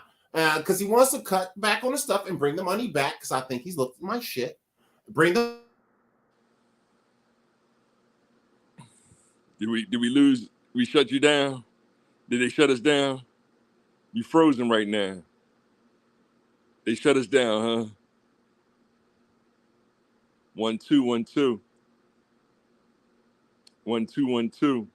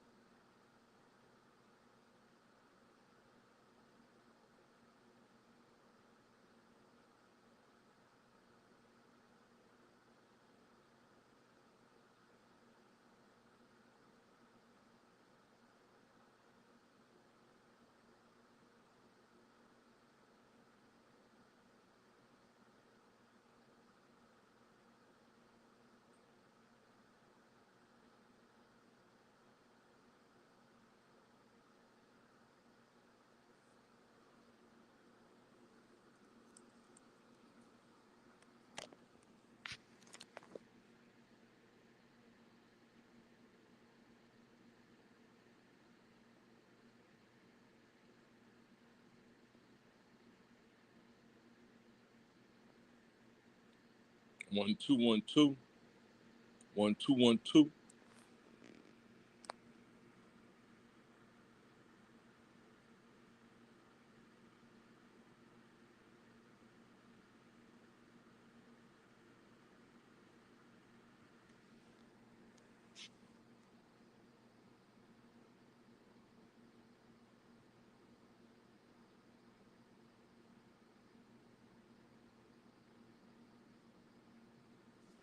So I don't even know if y'all recording this. If I'm here by myself, you know what I'm saying? I can't control nothing. Me and Emo, what's good?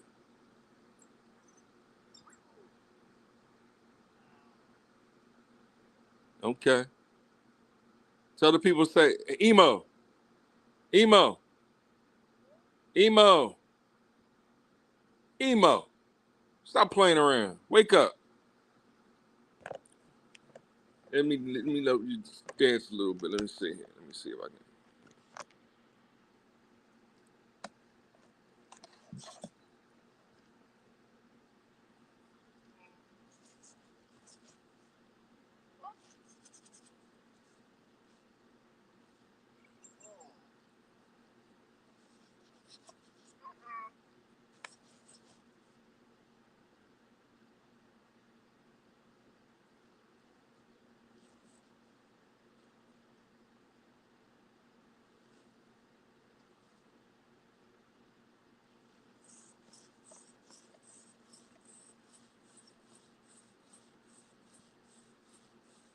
Where you going? Why you backing up?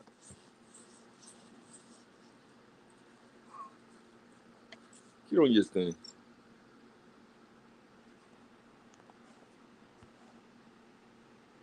I guess I'm gonna leave. Try to come back.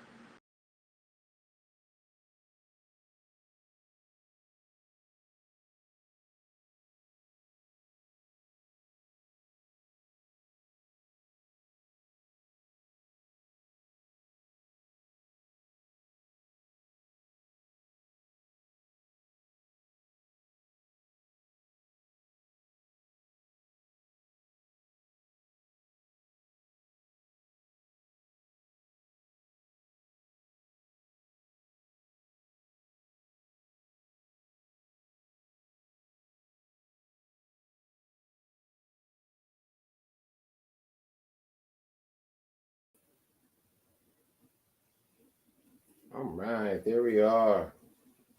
Back in the game. Back up. We live. We rolling.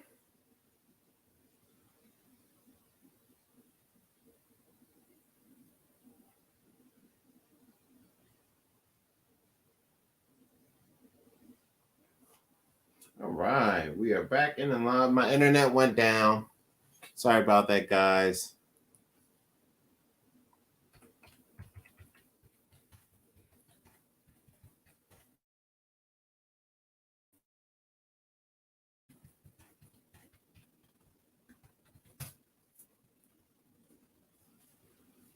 All right, we back in the game though. Back up. I'm thinking about Volo. Did they take him off too?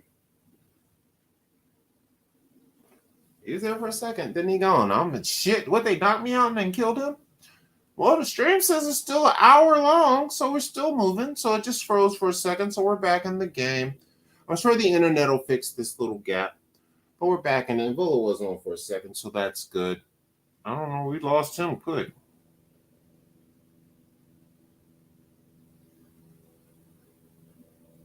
Anyway, it's 9:45. It's 9:54. We got about 30 minutes left in the show. Bolo was here and then he's gone. I don't know, whatever, right? So what I'm going to go ahead and do is do our Philly bio for the day, which is Mr. Robert Crumb. And let's look him up again. Oh, there's Bolo. There he is. All right. Yeah, it's still on my end. It was still saying I was live, but I didn't know if you was gonna jump back onto the same thing, or that's why I finally logged out. Oh, you didn't see the text coming up? Oh, okay. Well, I was sending. I'm on the same phone, so I just like did that. I just logged off and just logged back in. So I don't know how this whole Wave Lab Sound Lab works. Now, obviously, this shit is apparently dope. So even if my shit crashes, it just shifts to you as the host. Oh, okay. Until I can come back in, or it shifts to one of you guys. It's kind of like Zoom. Remember how Zoom it would go down and it would shift to like BAS sometimes as a host. Oh, okay. So I was still live then. I was just rapping. I ain't know if I really didn't even rapping. I guess you didn't see the text, but I was like, yeah, you know, I'm rebooting. You're up, still rebooting. You still live. Okay. I'm back in.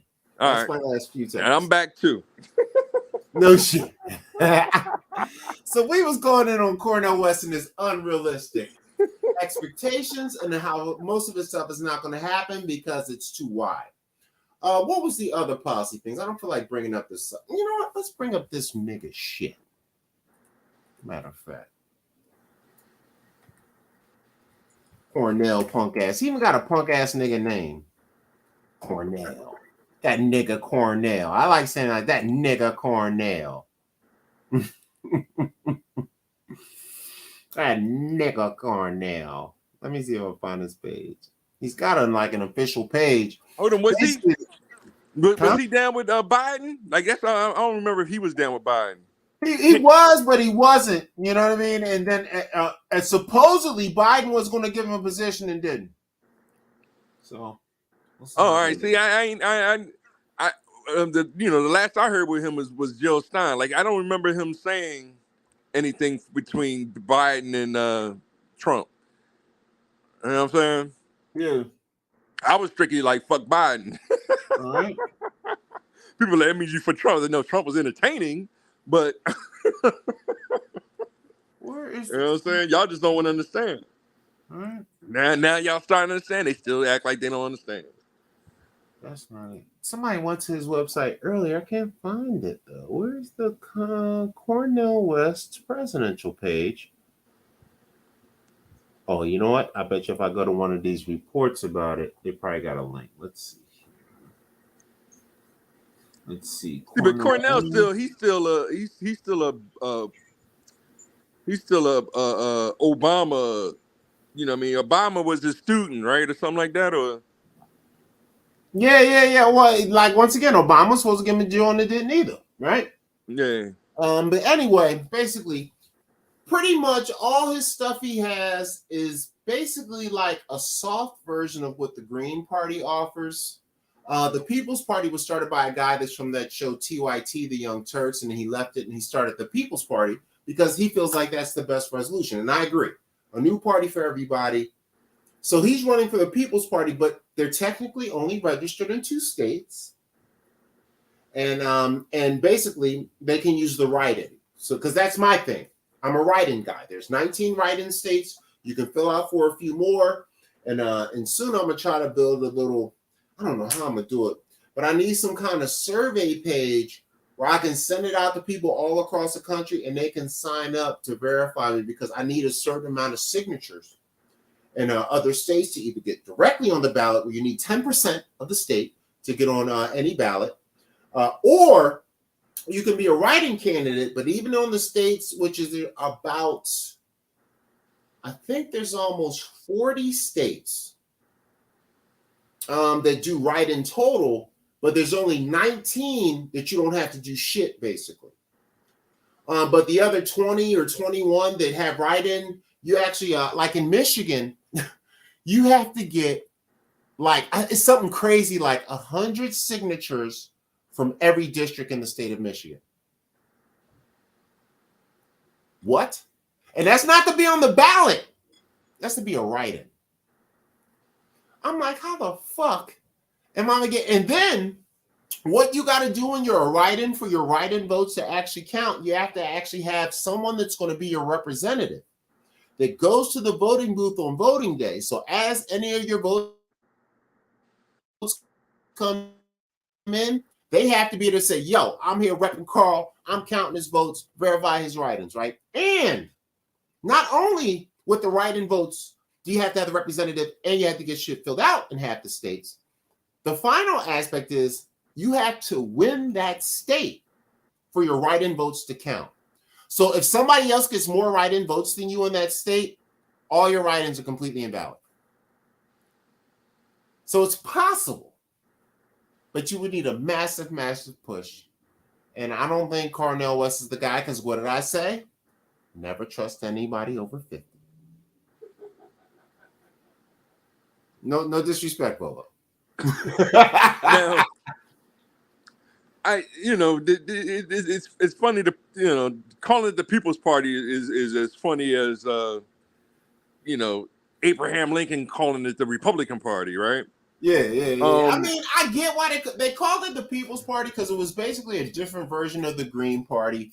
It does have all the policies we want, but it has them in an extreme fashion.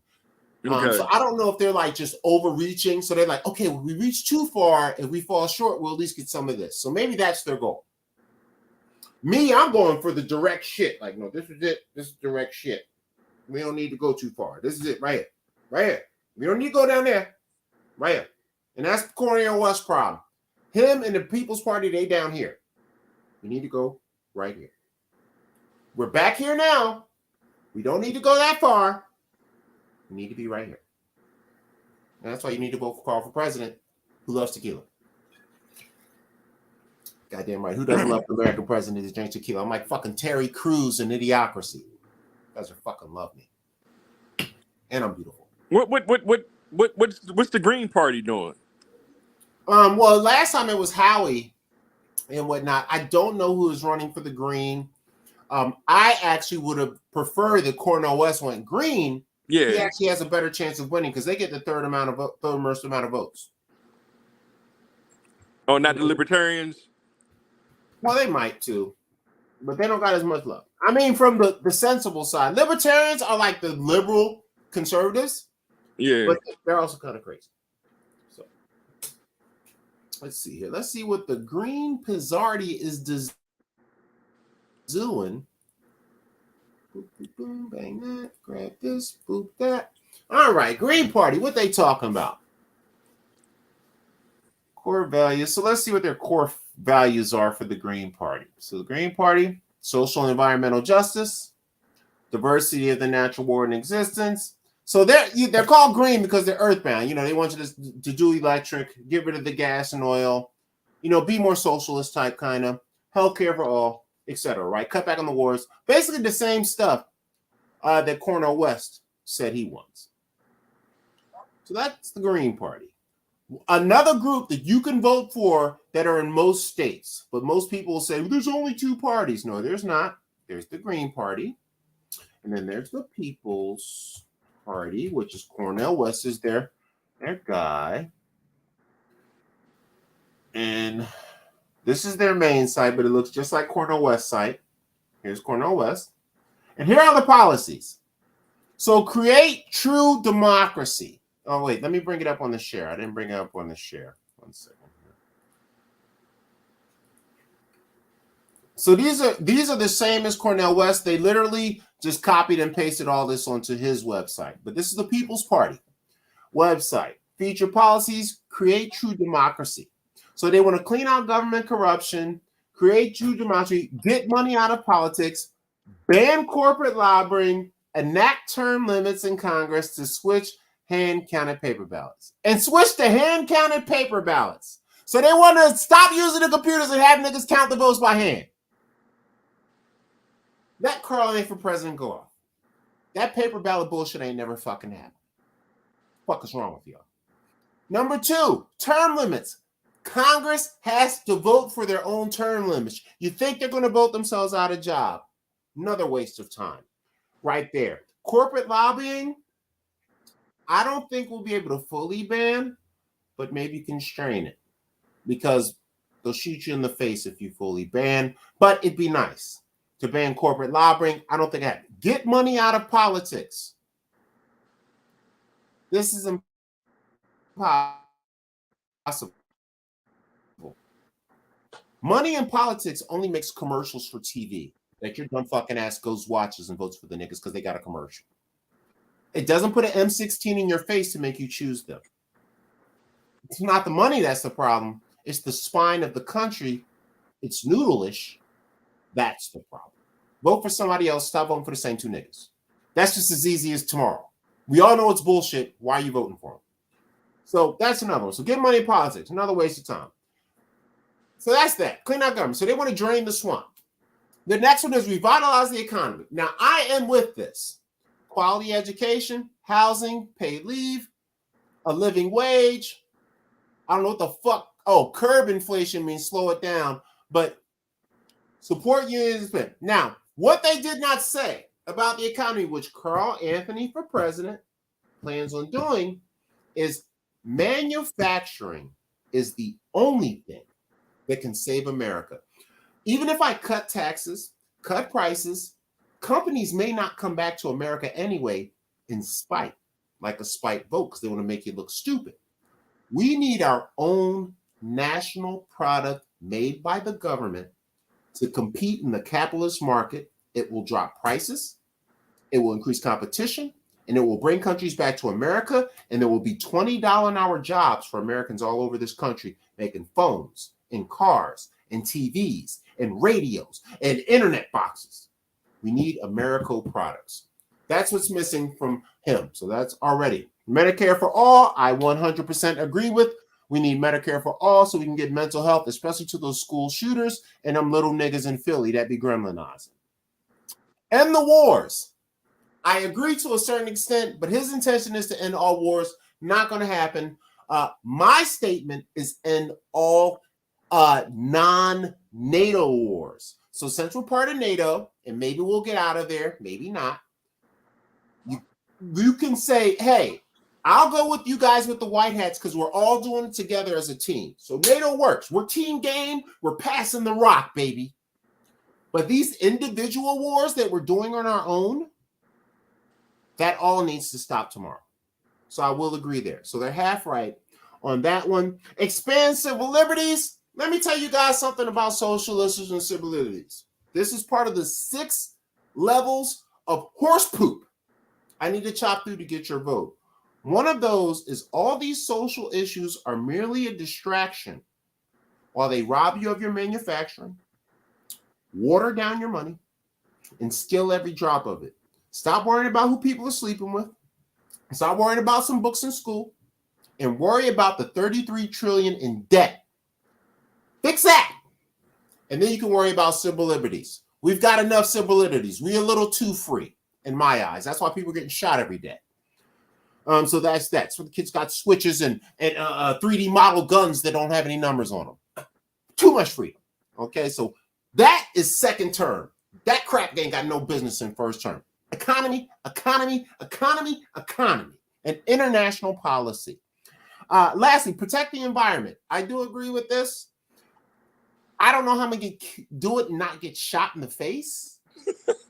Because the oil guys caused the crash in 1929 because the guys that were growing hemp had a biofuel that could compete with them. So they crashed the market and then made that thing about weed to fuck everything up. They would possibly do that again if I attempt to close down on oil. But Joe Biden has a great solar program right now, and I'll give Joe Biden props. There's a great solar program. If you have a house and you're paying an electric bill and you haven't filled out for that government program to get that $8,000 to put solar panels on your roof, you're fucking around as a homeowner. And anybody out there with a home, you need to look that shit up tomorrow, bitch. You hear these people getting welfare shit, they're getting all this free fucking money. There's $8,000 waiting for you to put free energy on your goddamn roof. And Joe Biden has that. And I'm going to stick up for Joe on that. Anybody with a house, get your ass out there and get on that solar panels. They got a grant for it. They'll pay for it. It's free to you, nigga. Do it. And get free power. And help fix our infrastructure. Also, no mention of infrastructure reform. The bridges, the highways, the water systems. None of this. I have a massive project called Make America Green Again, where we're going to rebuild this entire country from the ground up. We're going to redo the highways. We're going to do the bridges. We're going to do the buildings. And we're going to train and hire you Americans to do it. That is how you fix America. And that's why you need to vote for Carl Anthony and tell Cornel West to go suck a dick. I think that was like the greatest stomp presidential speech ever, by the way.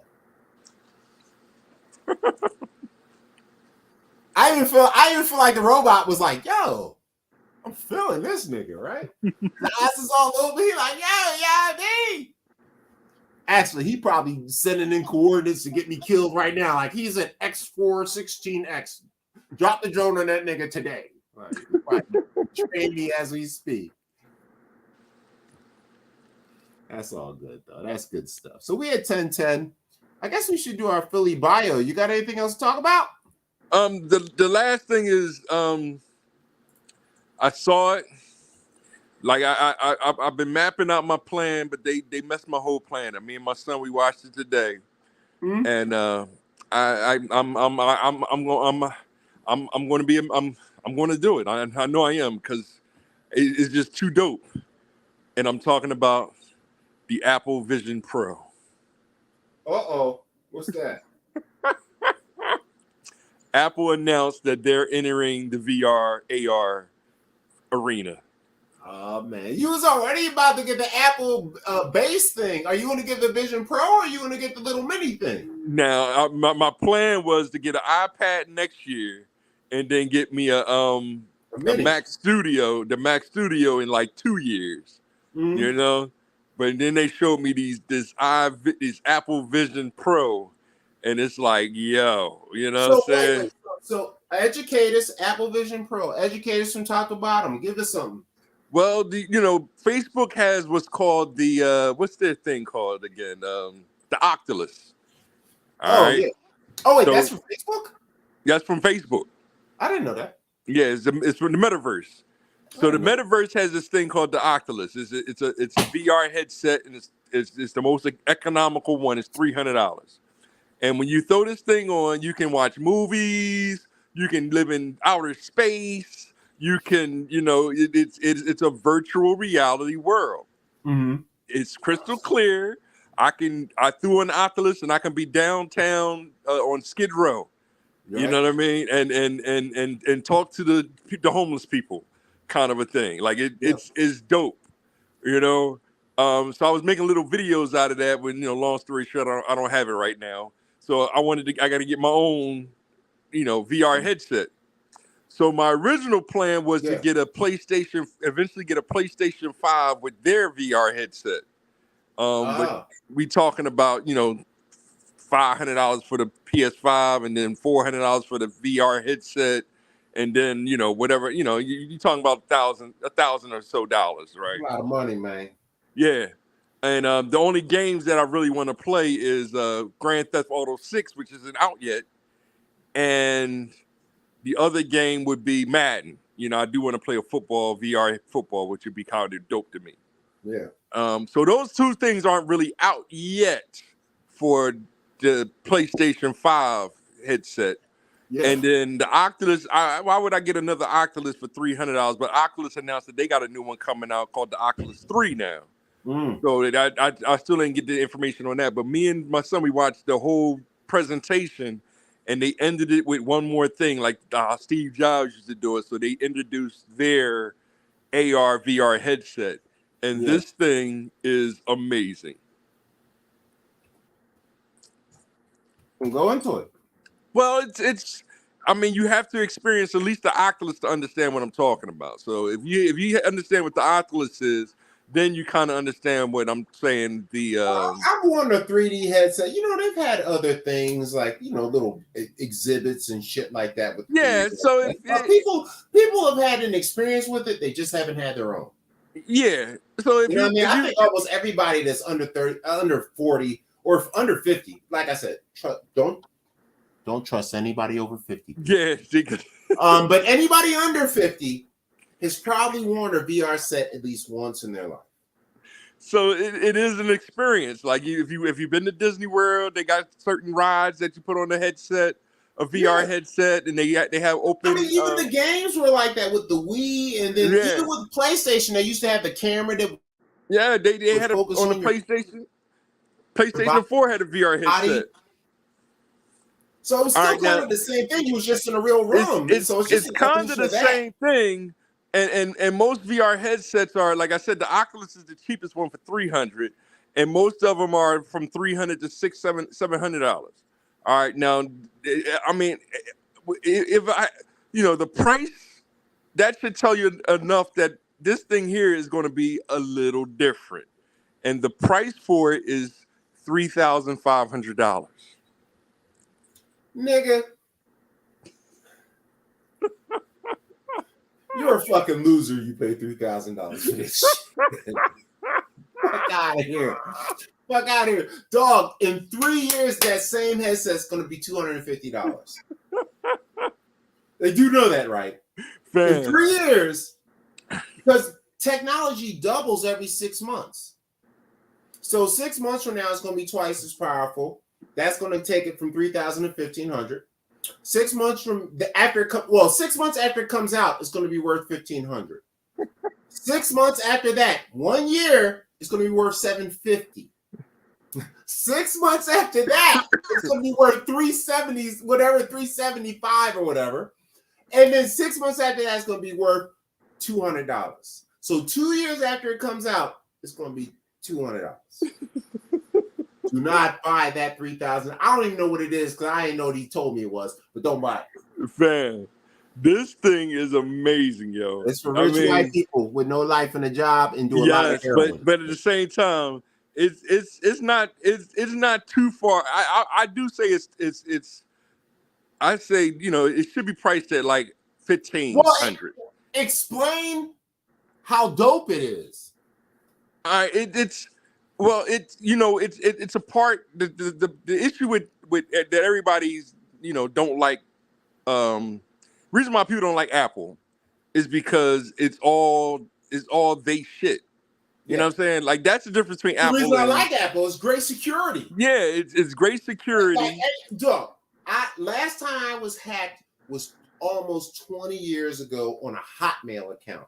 I have not been hacked since because Mac phone, Mac computer, dog. I even get notices every once in a while, like, oh, something says approve this. I'm like, no, deny that shit. So even when somebody tries, my phone is like, yo, nigga, these niggas trying to hit you. I'm like, yo, boop, fuck you, nigga. Mac, dog. And I don't know why BAS don't get it, but that's probably why he be having so much stress. He probably got an Android car and shit. It's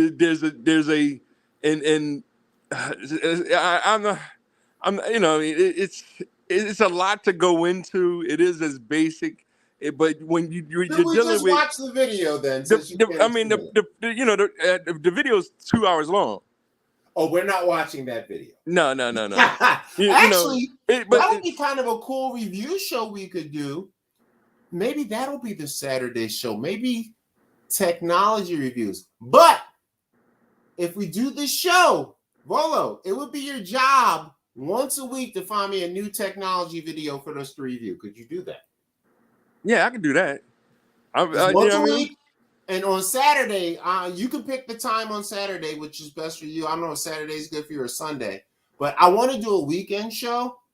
But once again, even though you say all these shows are Philly things, yo, not Philly things, are some different shows. Not so Philly I want to have yo. 3 different shows where maybe the Saturday show. At first, I was going to do music, but I was like, you know what? That's kind of judgmental. Music is subjective.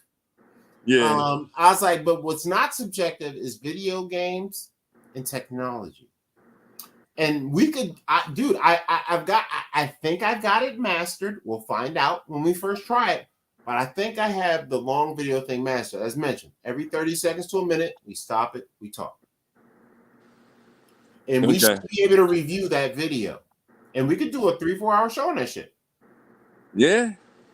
It's, but, okay, we could do it. I'm going to plan something out. So whenever you figure out your time thing, send me a text or tell me whatever the best time is for you on Saturday or Sunday. And if I don't know if you want to try it out this weekend, we can try it out this weekend. Okay. And we'll do that video. Okay. I'm pretty much work. I like, I'm always free, nights or whatever. Like, what time do you start? 9:30? Oh, so you're like a prostitute. Yeah, well, I work during the day. It's the only time I really, No, it's the same for me. I work from 10:30 to 7. Hello? Your internet dropped, but I'm still up. Okay. No, I'm up. I don't know. Let me look. Let me see what the my phone does. It still has me, but you're down. I'm down. Let me see. Let me see. Let me see.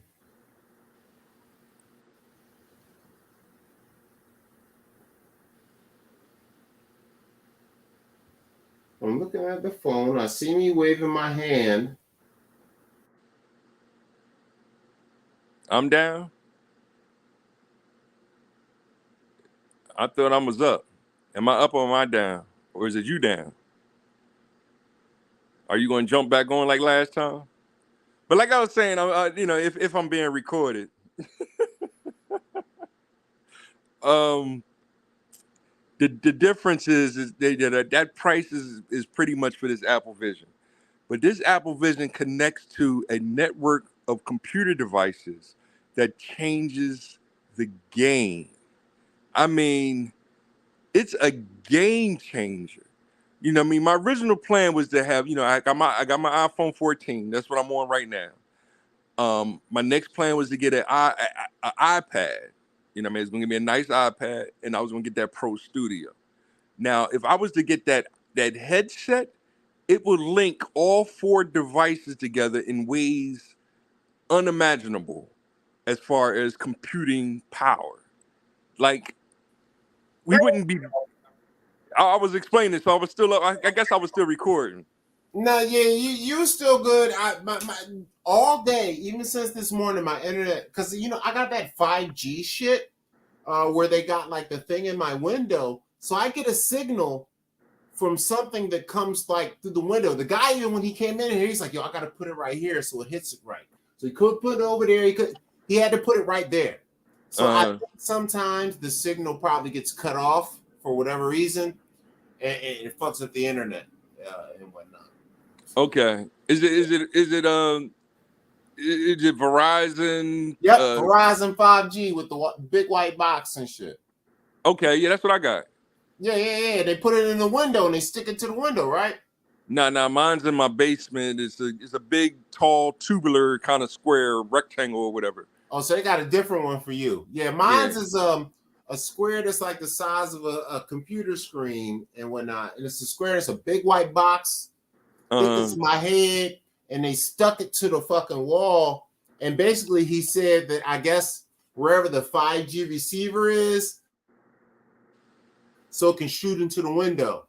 So I think sometimes it gets blocked or fucked up, or sometimes I be on the internet all day, and they might consider me a bandwidth hog, and sometimes they'll kick me off too. Oh, for real? Is it? The damn robot just read a book. Yeah. What was that? Is it is it cable or fiber optics or whatever? Or you don't know that? It's that Wi-Fi type shit, because I'm not getting the internet through a wire. I'm getting it through like satellite or whatever rays. Okay. So it's the cell phone. It's basically a cell phone. Oh, okay. It's basically a cell phone that's getting a signal from a cell phone tower. That I guess this is the angle, because he was like, "Yo, the trees can fuck it up." I was like, "The trees can fuck it up." I gotta put it right here. I'm like, "Nigga, okay, but that sounds weird, nigga. I thought it was futuristic, bitch."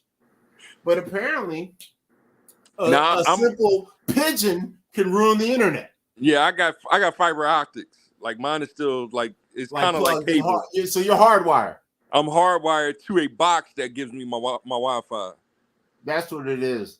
Yeah. I'm not hardwired. I'm Wi-Fi. Okay.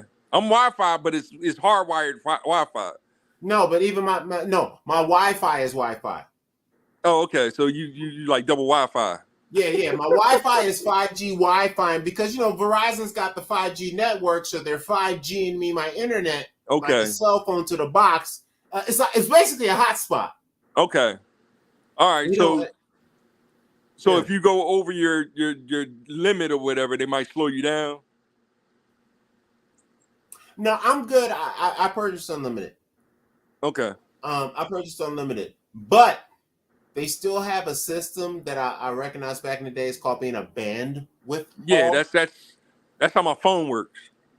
So even though I have unlimited and I'm supposed to be able to do what I want, if I'm kicking ass all day, they're like, "Yo, man," they'll sometimes just throw you off just to make space. You know what I mean? Yeah. So yeah, that's and I do my job off of it. I'm watching YouTube all day off of it. I got my PlayStation hooked up all day, connected to it, and my phone is connected to it. So it's probably just like, yo, nigga, god damn, nigga, you don't pay enough. I know you give us 200 and change a month. That's not enough for this. Yeah. We need like $5. You know what I mean? Yeah. So shout out, fuck Verizon. Actually, that's not true. I fuck with Verizon. Verizon is fam. He's like an abusive boyfriend. I'm never gonna leave. I don't care what Verizon can charge me $700 a month and I'd pay. Yeah. I got all this shit. I got shit I don't even use. I got 2 pads that I barely use. I only use them like once every 2 months, but I used to use them a lot, and because they got Roller Coaster Tycoon on them. The old one, right? And I got the new one, but the new one is trash, so I put the old one on them. So, but I keep them online because for emergency, my phone might go dead. You never know what happens, so I keep them with me as backups. And I also got a hotspot that I have not used in 3 years. And some of them are Android. The pads are. Okay. I had the option of the iPad, but the iPad I could get was super, super shitty and very expensive. And I was like, what's the point of getting an iPad that's as powerful as this for 3 times the money? I got an iPhone. I got a Mac. You know what I mean? That's what I was trying to explain. Like it's my original plan was I got my iPhone 14. I was planning on getting an iPad next year, and then I was going to get the Mac Studio. Now this I'll be honest with you, that iPad, you don't need that shit. The iPad ain't nothing but a big ass phone. Yeah, but I do want to treat it like. Stop! Is this nigga reading a book again? Yes. What book is he reading? Can you ask him what book is he reading? Why is he putting it away every time I say something? He's like, oh, I ain't reading shit. He reading How to Kill a Nigga. Ask him what book he reading. Emo. He ain't paying attention right now. Ziggy? What book are you reading?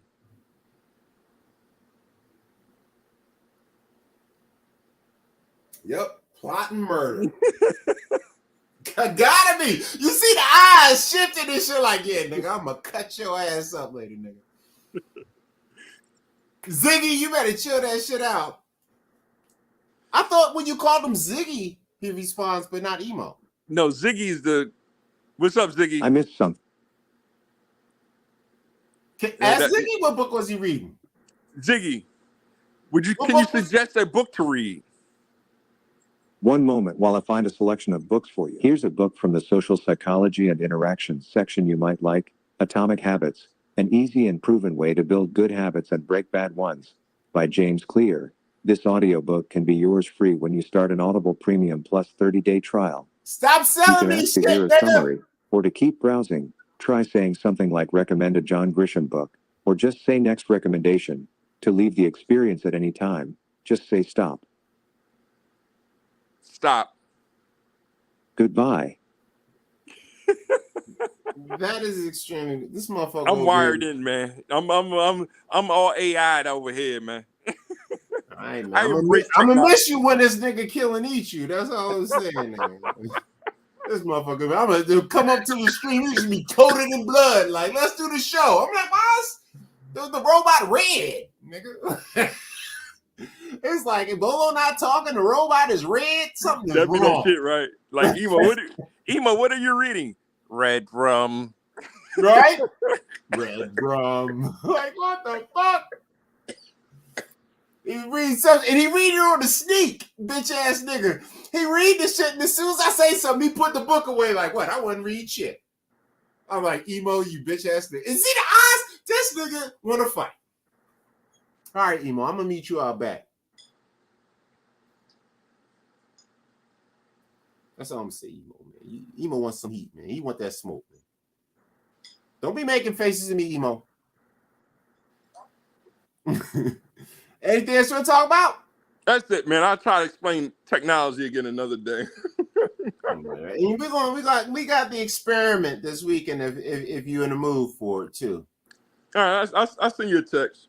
Yeah. Like, hey, Saturday, Sunday, sometime, whatever you feel good, because I'm off both days.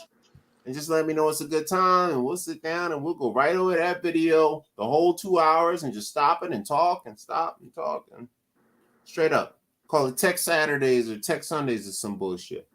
All right. All right. So we got our Philly bio here. Our Philly bio of the week is Robert Crumb.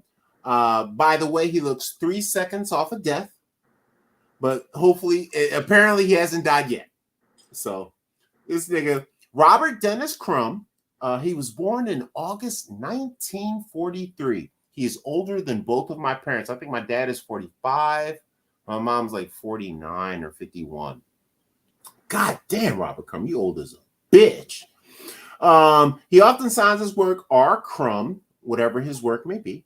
His work displays nostalgia from American folk culture. So he must be like an artist. Oh, he's a writer, cartoonist, and musician. He contributed to many of the seminal works of the underground comics movement in the 60s, including being a founder of the first successful underground comics publication, Zap Comics. Contributing to all 16 issues, he was additionally contributing to East Village Other and many other publications, including a variety of one-off anthology comics during his time inspired by psychedelics and cartoons. Wait, inspired by psychedelics? That nigga was getting high. In cartoons from the 1920s and 30s, he used a wide variety of characters that became popular, including countercultural. Fritz the cat. I've seen a porno movie with that cat. My father had it, by the way. It was very weird.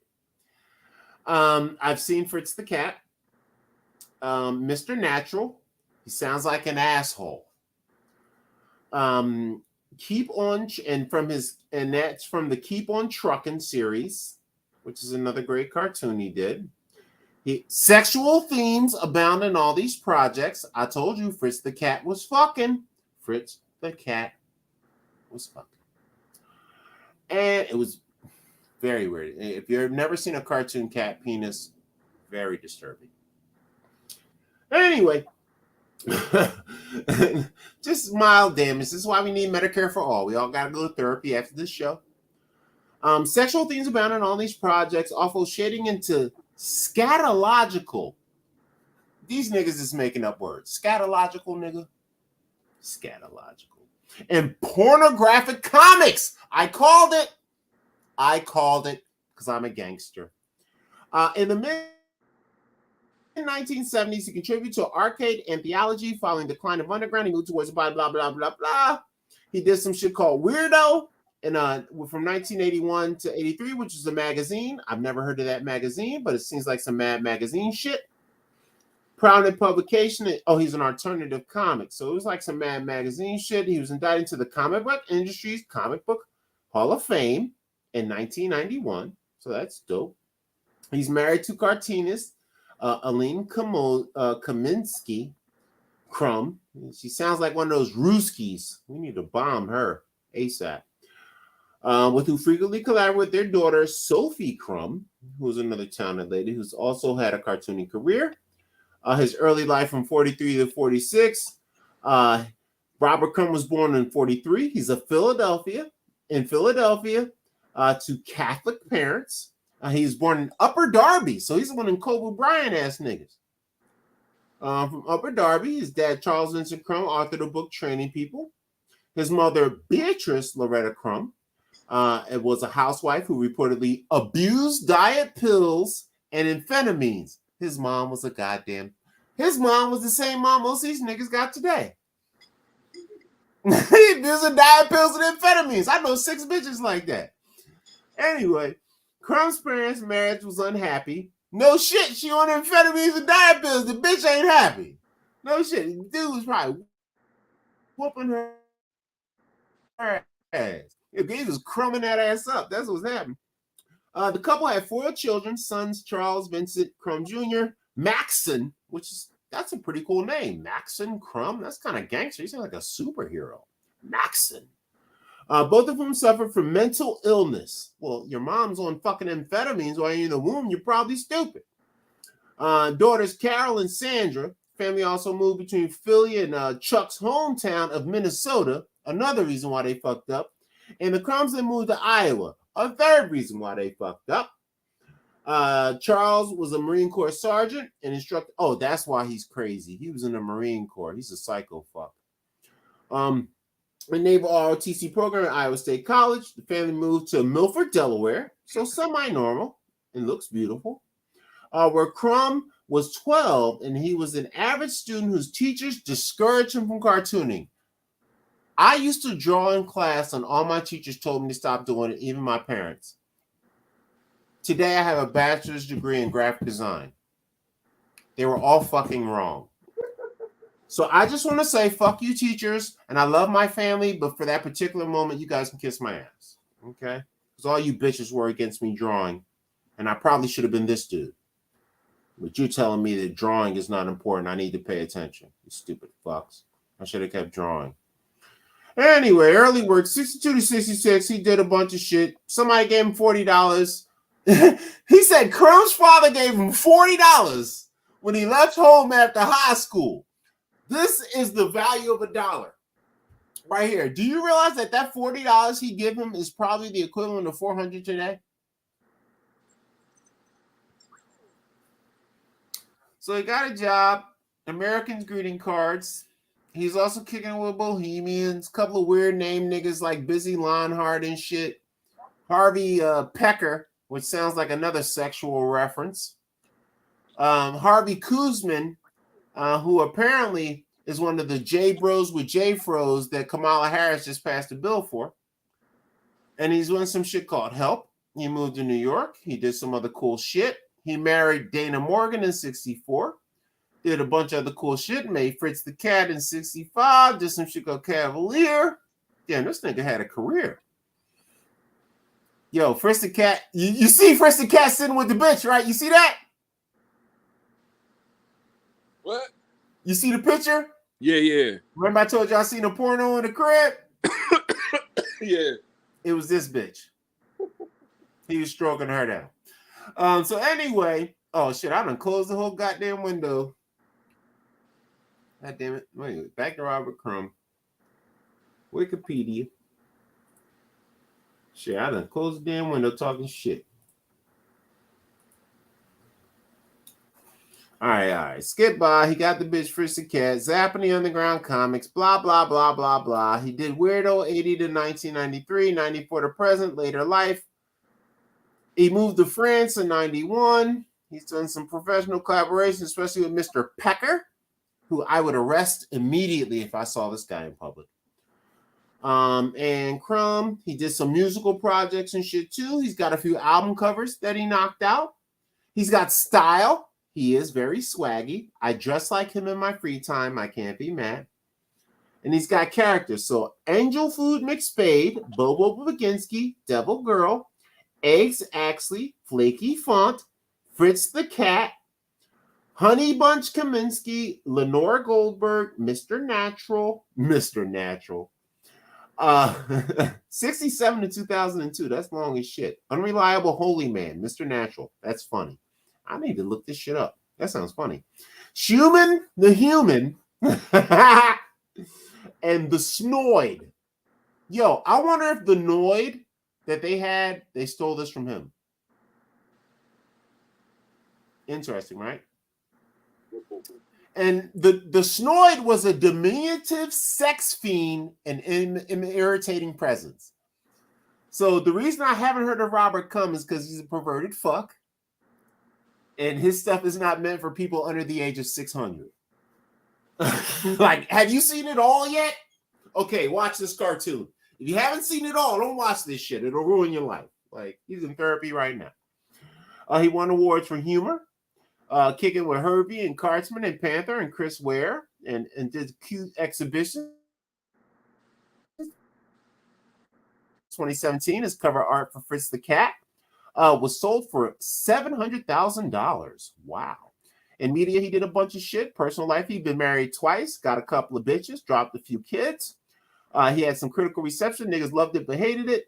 Bibliography, collections, all right, blah, blah, blah, blah, blah, blah. This nigga's life is too long. I can't read all this bullshit. So shout out to Robert Crumb from Philly, man. A dope artist. As a graphic designer and print media, he actually should be my idol. So I don't want to disrespect him. He actually has the same life that I was supposed to have. So shout out to Robert Crumb.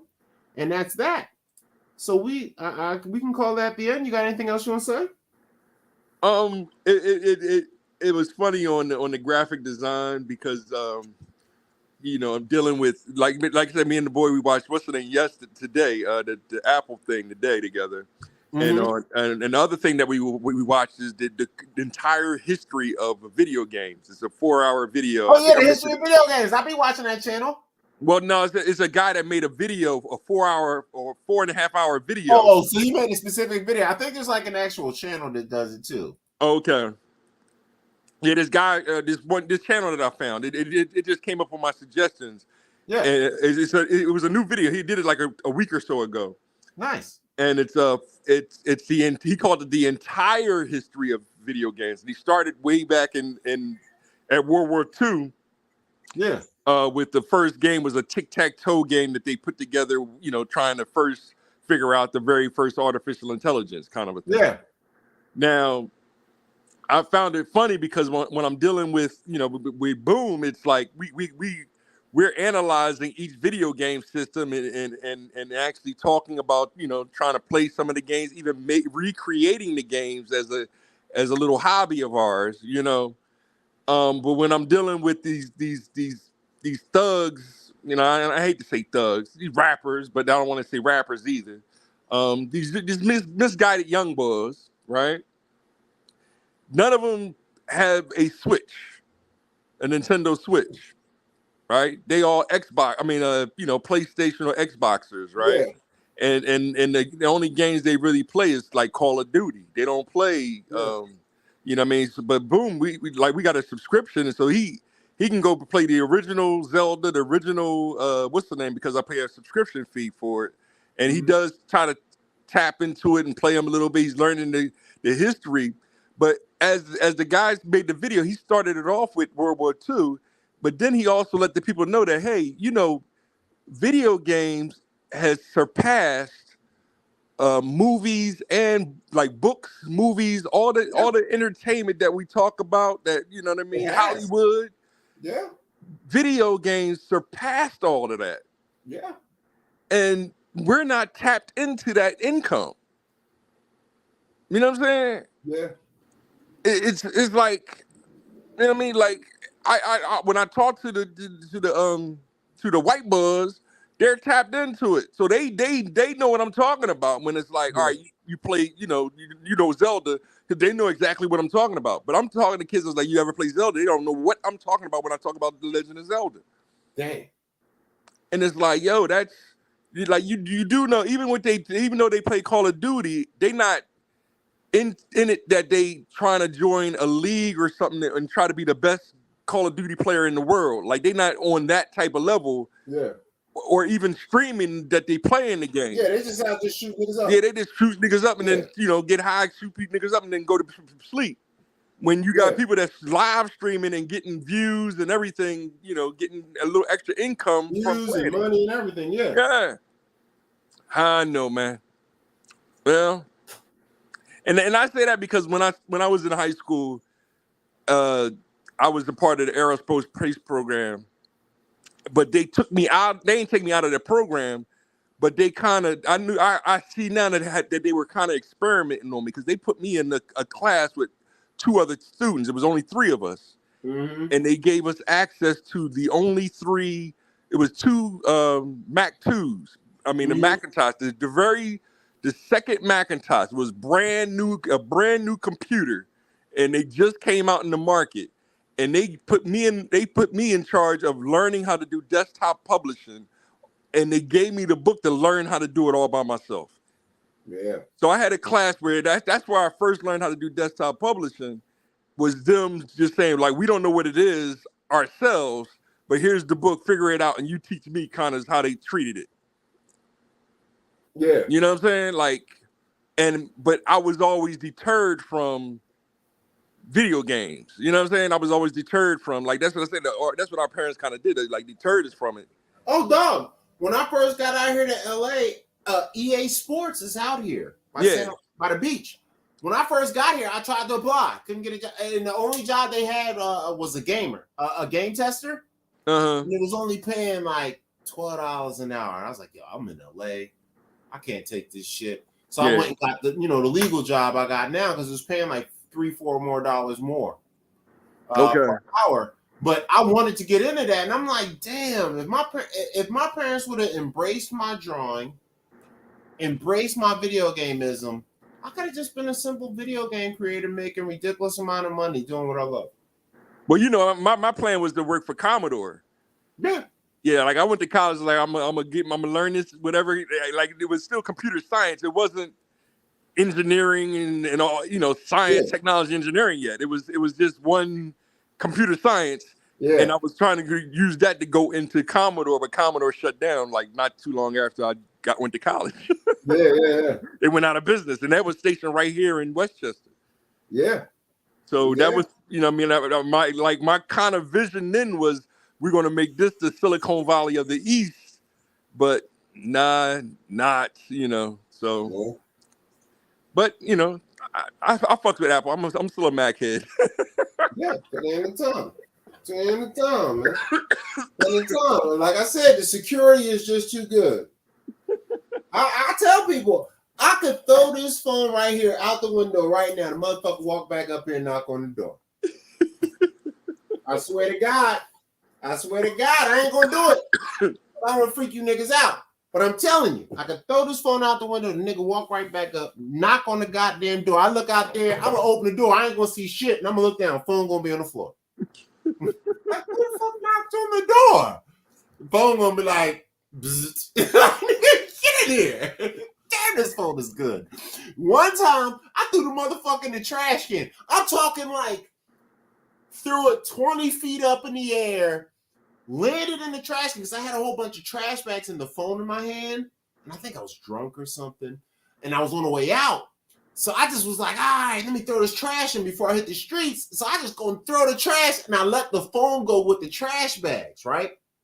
It falls into the complete bottom of a full trash bin. I would say it's about 40%, 50% full. So half full, big trash bin like the ones outside. So I'm like, fuck, I'm gonna find my phone. So of course I go to lean over the side, I'm moving around, but I don't see shit. Then all of a sudden, the phone just lights up out of nowhere. I'm sure it was an update or something like that, or a post or something. But the phone just lights up, and I could immediately see it at the very bottom. I was like, oh shit, there it is! Bang, bang, got my phone back. The phone knew it was lost. It knew I was looking for it because I threw it in the trash, and it signaled me so I could get it. And guess what? Not a single crack on the screen. No case. Just. And as you telling the story, Emo looking at you like, he knows. He knows. Right? He knows. Oh yeah. That's right. I'm trying to trade part of my brain out for a Mac chip. What are you talking about? I'm trying to transcend. I ain't trying to go nowhere. I'm on that Methuselah shit. I'm trying to get 3,000 to 4,000 years out this bitch. Mac is fucking me up with this whole CPU, GPU, and what they call it, the neural PU. Oh my God. Yeah, wait, what's a GPU? Well, graphics processor unit. Oh, okay. CPU, GPU, and then they got a neural processing network? Now they have a neural processing unit. It's the NPU or whatever. They call it something different, but it's supposed to be dedicated to artificial intelligence. A neural processing network is what this thing is called. Yeah. I was just watching some shit today, and a guy said once they can figure out the human brain aspect with AI, we're all dead. So I guess it's confirmed. I might as well drink the rest of this bottle, huh?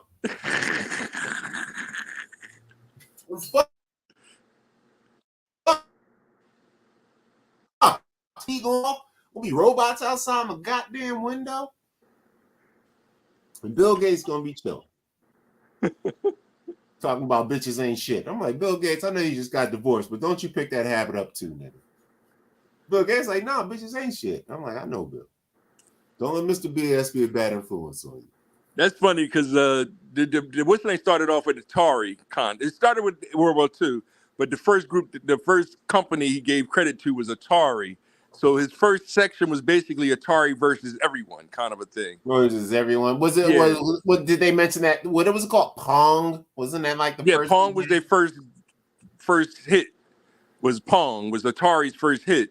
Mm-hmm. But when talking about Atari, he talked about Steve Jobs and Warnowski, and he talked about Bill Gates. They all they all started with Atari, working for Atari. Oh, I didn't know that. And so they eventually, Steve and what's the name and Warnowski left, and Bill went and Microsoft brought him on or whatever, or he went to Microsoft or whatever, and they the rest is his story, his story, Yeah, Bill went and stole some niggas' ideas. Yeah. He's like, I don't know how none of this shit works, but it's mine.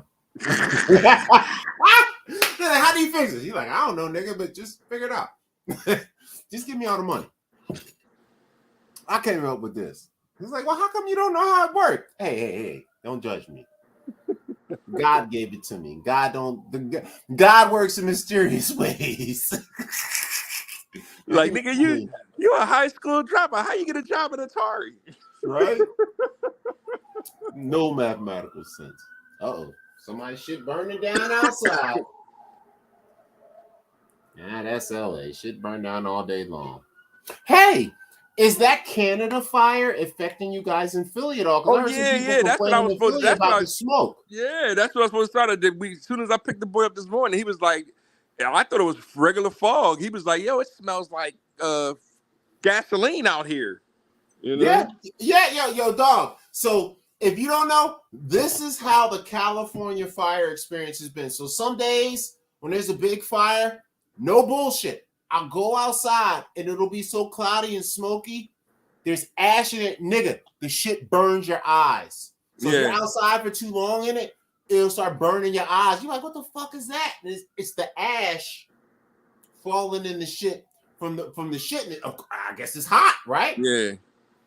So I was like, and that only happened like twice to me. But other times you had the smoke. So you guys are experiencing what it's like to go to California fire. Yeah. Wow. Yeah, I've been seeing it on the internet. I kept seeing people from Philly like, yo, I'm up, man, it's smoky. And other people like, I don't see no smoke. I don't see nothing. Okay, nigga. But everybody else is like, yo, it's smoky. My eyes burnt. This, that, that. Somebody showed me a picture of the sky and shit. The sky looked, the sun looked crazy. Yeah. From the shit. I'm like, oh, shit. Yeah, Ed took a picture of it. It's going all the way down to Maryland. Yeah. So, wow. So the wind is carrying it that far. Yeah. And that's a good example of another presidential issue. Nuclear fallout. This is why nuclear weapons are bad. It's not because of where they hit. It's because you see what the smoke is doing? Yep. Canada down to Jersey. Radiation works the same way. Yep. So, nuclear weapons are bad. Oh, that's another thing. Fuck nigga Cornell won. I want to get rid of all nuclear weapons. Nigga, shut up. Who's going to enrich plutonium? That's really where it comes from. That's why they don't let Iran and all those other countries enrich plutonium, because after you can enrich plutonium, you can also make nuclear weapons, but you can also make a nuclear what is that? With a power generator? Yeah. So that's what America does, is they get all these guys to not be able to enrich plutonium, saying, oh, they're just going to use it to make missiles. And it's like, no. They're scientists that graduate from their schools and need something to do. If they can't enrich plutonium, you know what their scientists do? They come to America and they make the shit for us. And then we tell them they can't make it. Or Russia, or North Korea. Shout out to Kim Jong-un. I fucks with that nigga. I don't know what it is. I like that nigga. I don't know why. I think when I'm president, me, Putin, Kim Jong-un, we all gonna be homies, nigga. We gonna be out there fucking bitches and shit. I mean, definitely smash at least 3 hoes together once. At least once. I think. Go ahead. I'm not participating in that. That's all right. That's all right. I gotta check on. You don't gotta participate because that's for me, Kim Jong-un, and Vlade to deal with. Yeah, I ain't got time for the international. That's stuff, presidential shit. You know, okay, you're not a president. Nationalism versus globalism. I'm just dealing with Philadelphia. I'm running for mayor of Philadelphia, right? So, you know, I'm going to say it. $sign Volothamp. Send it. You know what I mean? Yep. Send me $1 to help me promote. Then I'm running for mayor. Because they said some broad one, right? What's that? Didn't some broad one, some chick one, right? It's a black lady for the Democratic, yeah, probably so. She was the front runner. Yeah. You know what I'm saying? So, but the actual election ain't until November. Okay, yeah. So it's the prelims. Yeah, prelims or whatever. So I don't run under the Democrat or Republican Party. I'm on my own. That's right, independent. Yeah, I think Pennsylvania is a write-in state. Yeah, and it's a do nothing write-in state. Yeah. Yep. Yeah. So write me in. You know what I mean? But I do need some donations to help with promotions, even though I'm not using that money for promoting for mayor. Okay. Are you Umar Johnson? I'm building a school for the children. Okay, so I need this money, but I'm not gonna use it for what I told you I need it for. And I'm doing this other thing. I'm gonna use it for that. I'm being honest with shit, right? I ain't like Umar. You ain't gonna catch me up in Sables throwing the money away. That's only because you ain't gonna bring no cameras. Fuck out of here. I ain't going to Sables no more. I'm done with Sables. I still done with Sables until you get married. What's her name? Chili or some shit? There's a little skinny bitch that had like 27 kids. She was fine as fuck. Yeah. But she had like 87 kids and shit. I don't know how many. I don't know nothing about her kids or none of that, man. But she's on like the greasy hair and she looked like the Chili bitch, right? Yeah, she like Chili. She was cool. Oh, she was the one, nigga. And then I heard her talking. She's like, "Yeah, I got like 8 kids." I'm like, I didn't ask questions like that. You know what I'm saying? Yeah. Well, for a $5 lap dance, you can't ask too many questions. I ain't do no lap dance either. I take a shot and I'm out. I'm out. Before I ain't waste my money in this bitch. When you come over here and start rubbing on the nigga, shit, come off the stage, start walking up to you like, "Hey, want a lap dance?" Of course I do. It's $5. What are you talking about? You're gonna fucking dance on my dick for 3 songs. I'm out. I ain't got time for all that. Same thing. I'm building a school for the children. That's what we need. We need to start building our own school. Well, Umar got caught up with the conscious stripper. I know. I ain't got time. I got a love-hate relationship with Umar. Umar, my man. I fucks with Umar, but you know what I'm saying? Him and what's my other man name? King, what's King name? The boy down in Atlanta. Oh, the young boy? Yeah, the young boy. I forget his name, but yeah, the King young boy that has the school. Yeah. Well, he got the same kind of issue that I'm going through because he's trying to teach his own children and he's taking it on a bunch of baby mama children. Like he got 9 students. I got like 9 students. Yeah. But what he need to do is start beating them little niggas. Can't beat the children, man. It'd be all right. Just pop a couple in the chin, Jack. It ain't the children. He be calling. He doing the same thing. Well, which thing don't do that? He does. His different thing is he be trying to call out the baby daddies, and it's like, nigga, you wasting your time trying to call out baby daddies. You know what I'm saying? And Umar just want the baby mamas. You know what I'm saying? He want 100 baby mamas. You know what Umar say? He said, if she ain't 5'5" thick in the thighs, she can't be my secretary. We do consciousness over coochie. We do education over ecstasy. We do situations over satisfaction. And we do facts over fellatio. The fuck? But if you are 5'5" thick in the thighs, I do need a secretary. Right, Umar. Now, I do some cookies. And that's what's wrong with Cornell West, man. You know what I'm saying? I ain't got time for Cornell. I love him. You know what I mean? But all that, the philosophy over psychology that he's trying to gain on people, you know what I mean, is what has to change. So Yeah, I think he means well. I mean, it's just he's old. He's still stuck on the old ways because basically the one difference that I'm noticing between young people and older people, and this is of all races, even young white kids are mad at old white boomers. Okay.